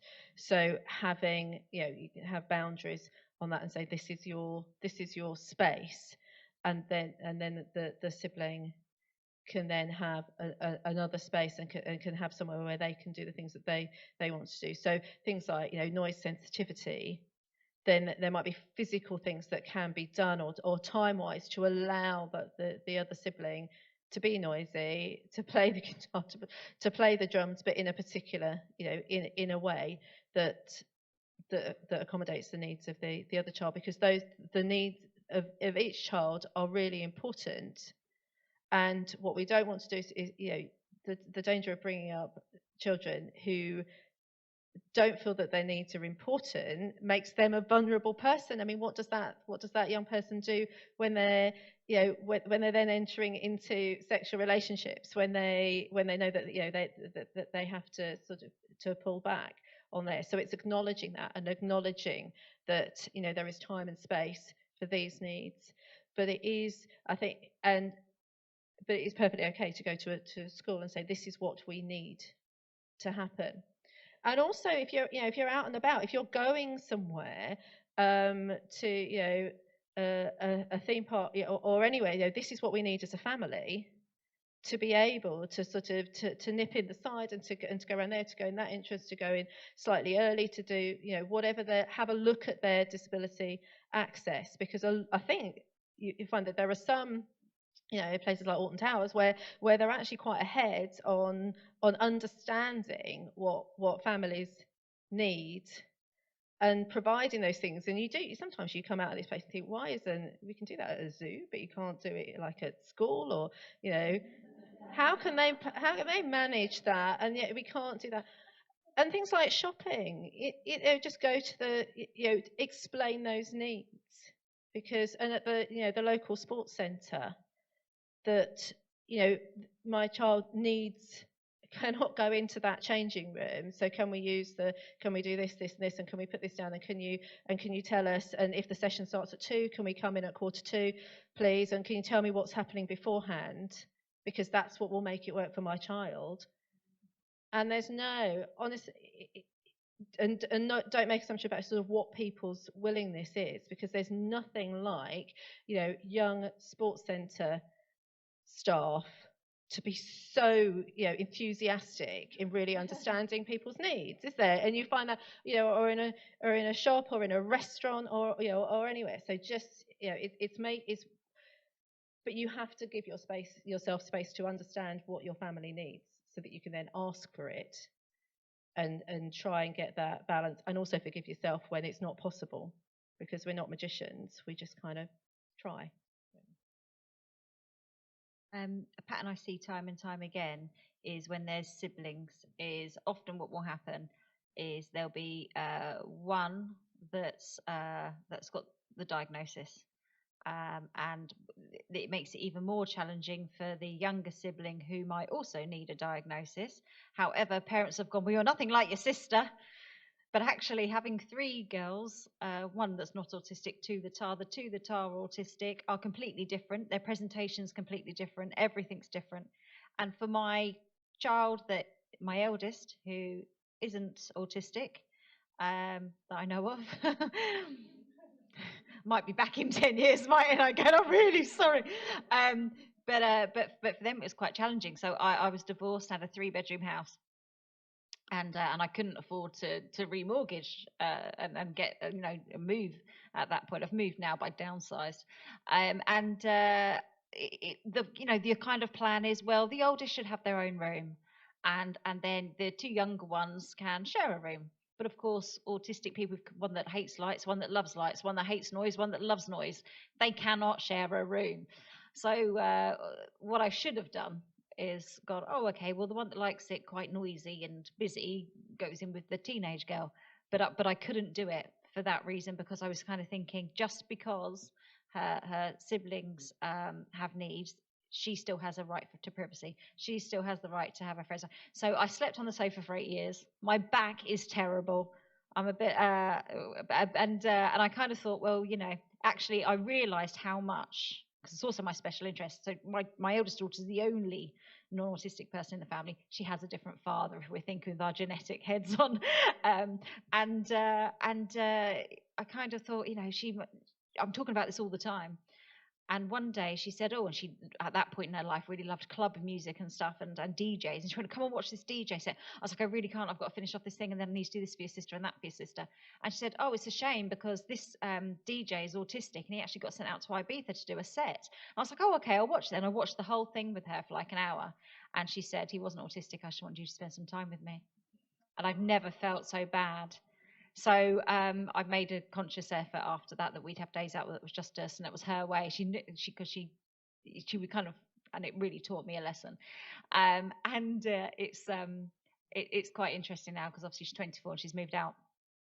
And I thought, gosh, I bet she's really happy to be, not be surrounded by autism, which to her must be quite different because she's neurotypical to a degree. And she's very happily settled down with a lovely, attractive, autistic man. So I needn't have worried that much, So it's funny how it works out, yeah. Brilliant story. Thanks for sharing. Are there any more questions? There's a lady down here at the front. Just wait till Catherine brings you the mic. Oh, there's a lady in the grey. Thank you. So I wanted to ask about self-care. So we've talked a lot about things like in your career around your kids and things like schools blaming parents and not understanding them. So in amongst all of that and everything you're doing for your kids, how do you look after yourselves so it's not just an afterthought? Do you manage to do that at all? Yeah, that's a really good question because I was wondering that too. Do you want to go first, Steph? I'll try. Yeah. I don't know. It has got easier now. Sasha is older, so I can get away. I've actually been away twice this week, which is not good because she hates it when I'm away from home. But now she's a teenager, she doesn't need as much attention from me, so I am finding that easier now. When she was younger, I don't think there was really much time for self-care for me, but I suppose I thrived on trying to get it right as much as I could for my two girls. That was my purpose and my mission and what was kind of taking me forward. So in a way that was a form of self-care, trying to make things right, or work better. So yeah, I don't take a lot of time to do things for me, and I think this is a general thing that often we put a lot down to autism, but this is a life stage as well where the children are getting older, and so people naturally then not reinvent themselves but begin to enter a different phase where you maybe find different things to spend your time on. So yeah, hopefully it'll be no different for me in that way, that yeah, I will get a bit more time back for myself. But yeah, I didn't want to say drink and dancing because that's what I would like to do for self-care, but yeah, don't go. I think a lot of self-care for me it is just recognizing those things that are not very good, that where you're just pushing yourself unnecessarily, and learning to say no to things. So once you recognize that actually those kinds of going out in the evening, whatever is draining, and just I'm going to do what I need to do.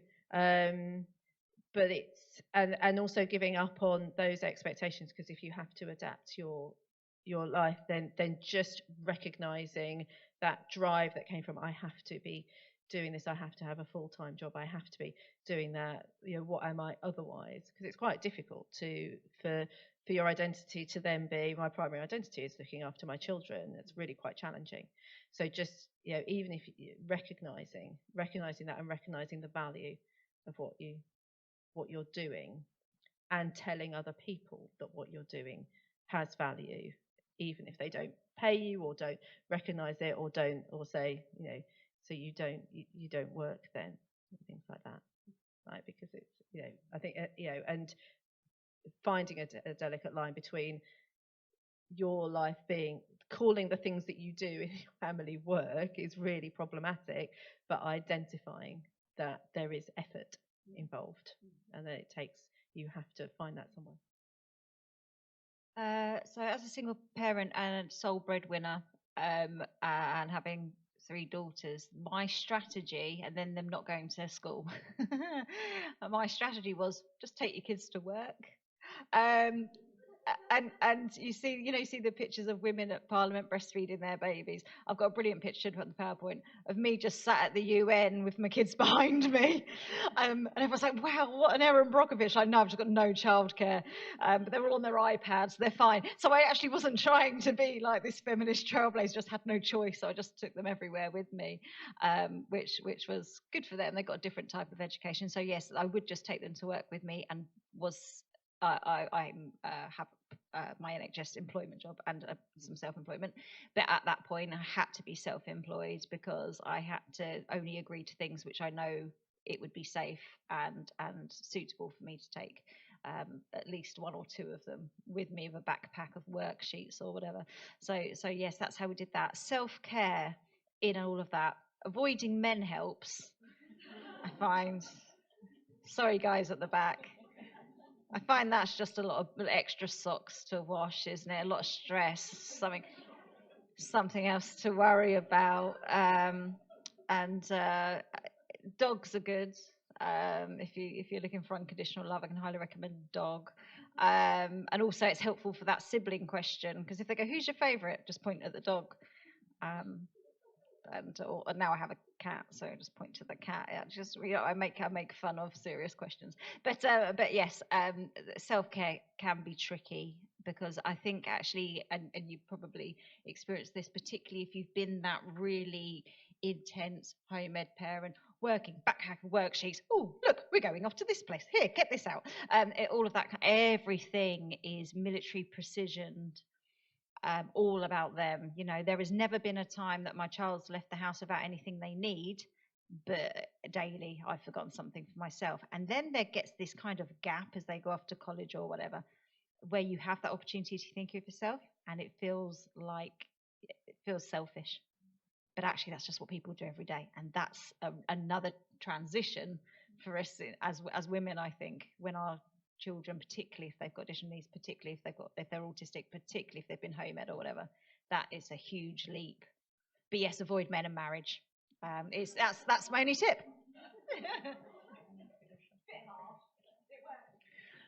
Right, I think we're going to have to bring things to a close. We've had such a fantastic panel of speakers, and if we could just show our appreciation, thank you.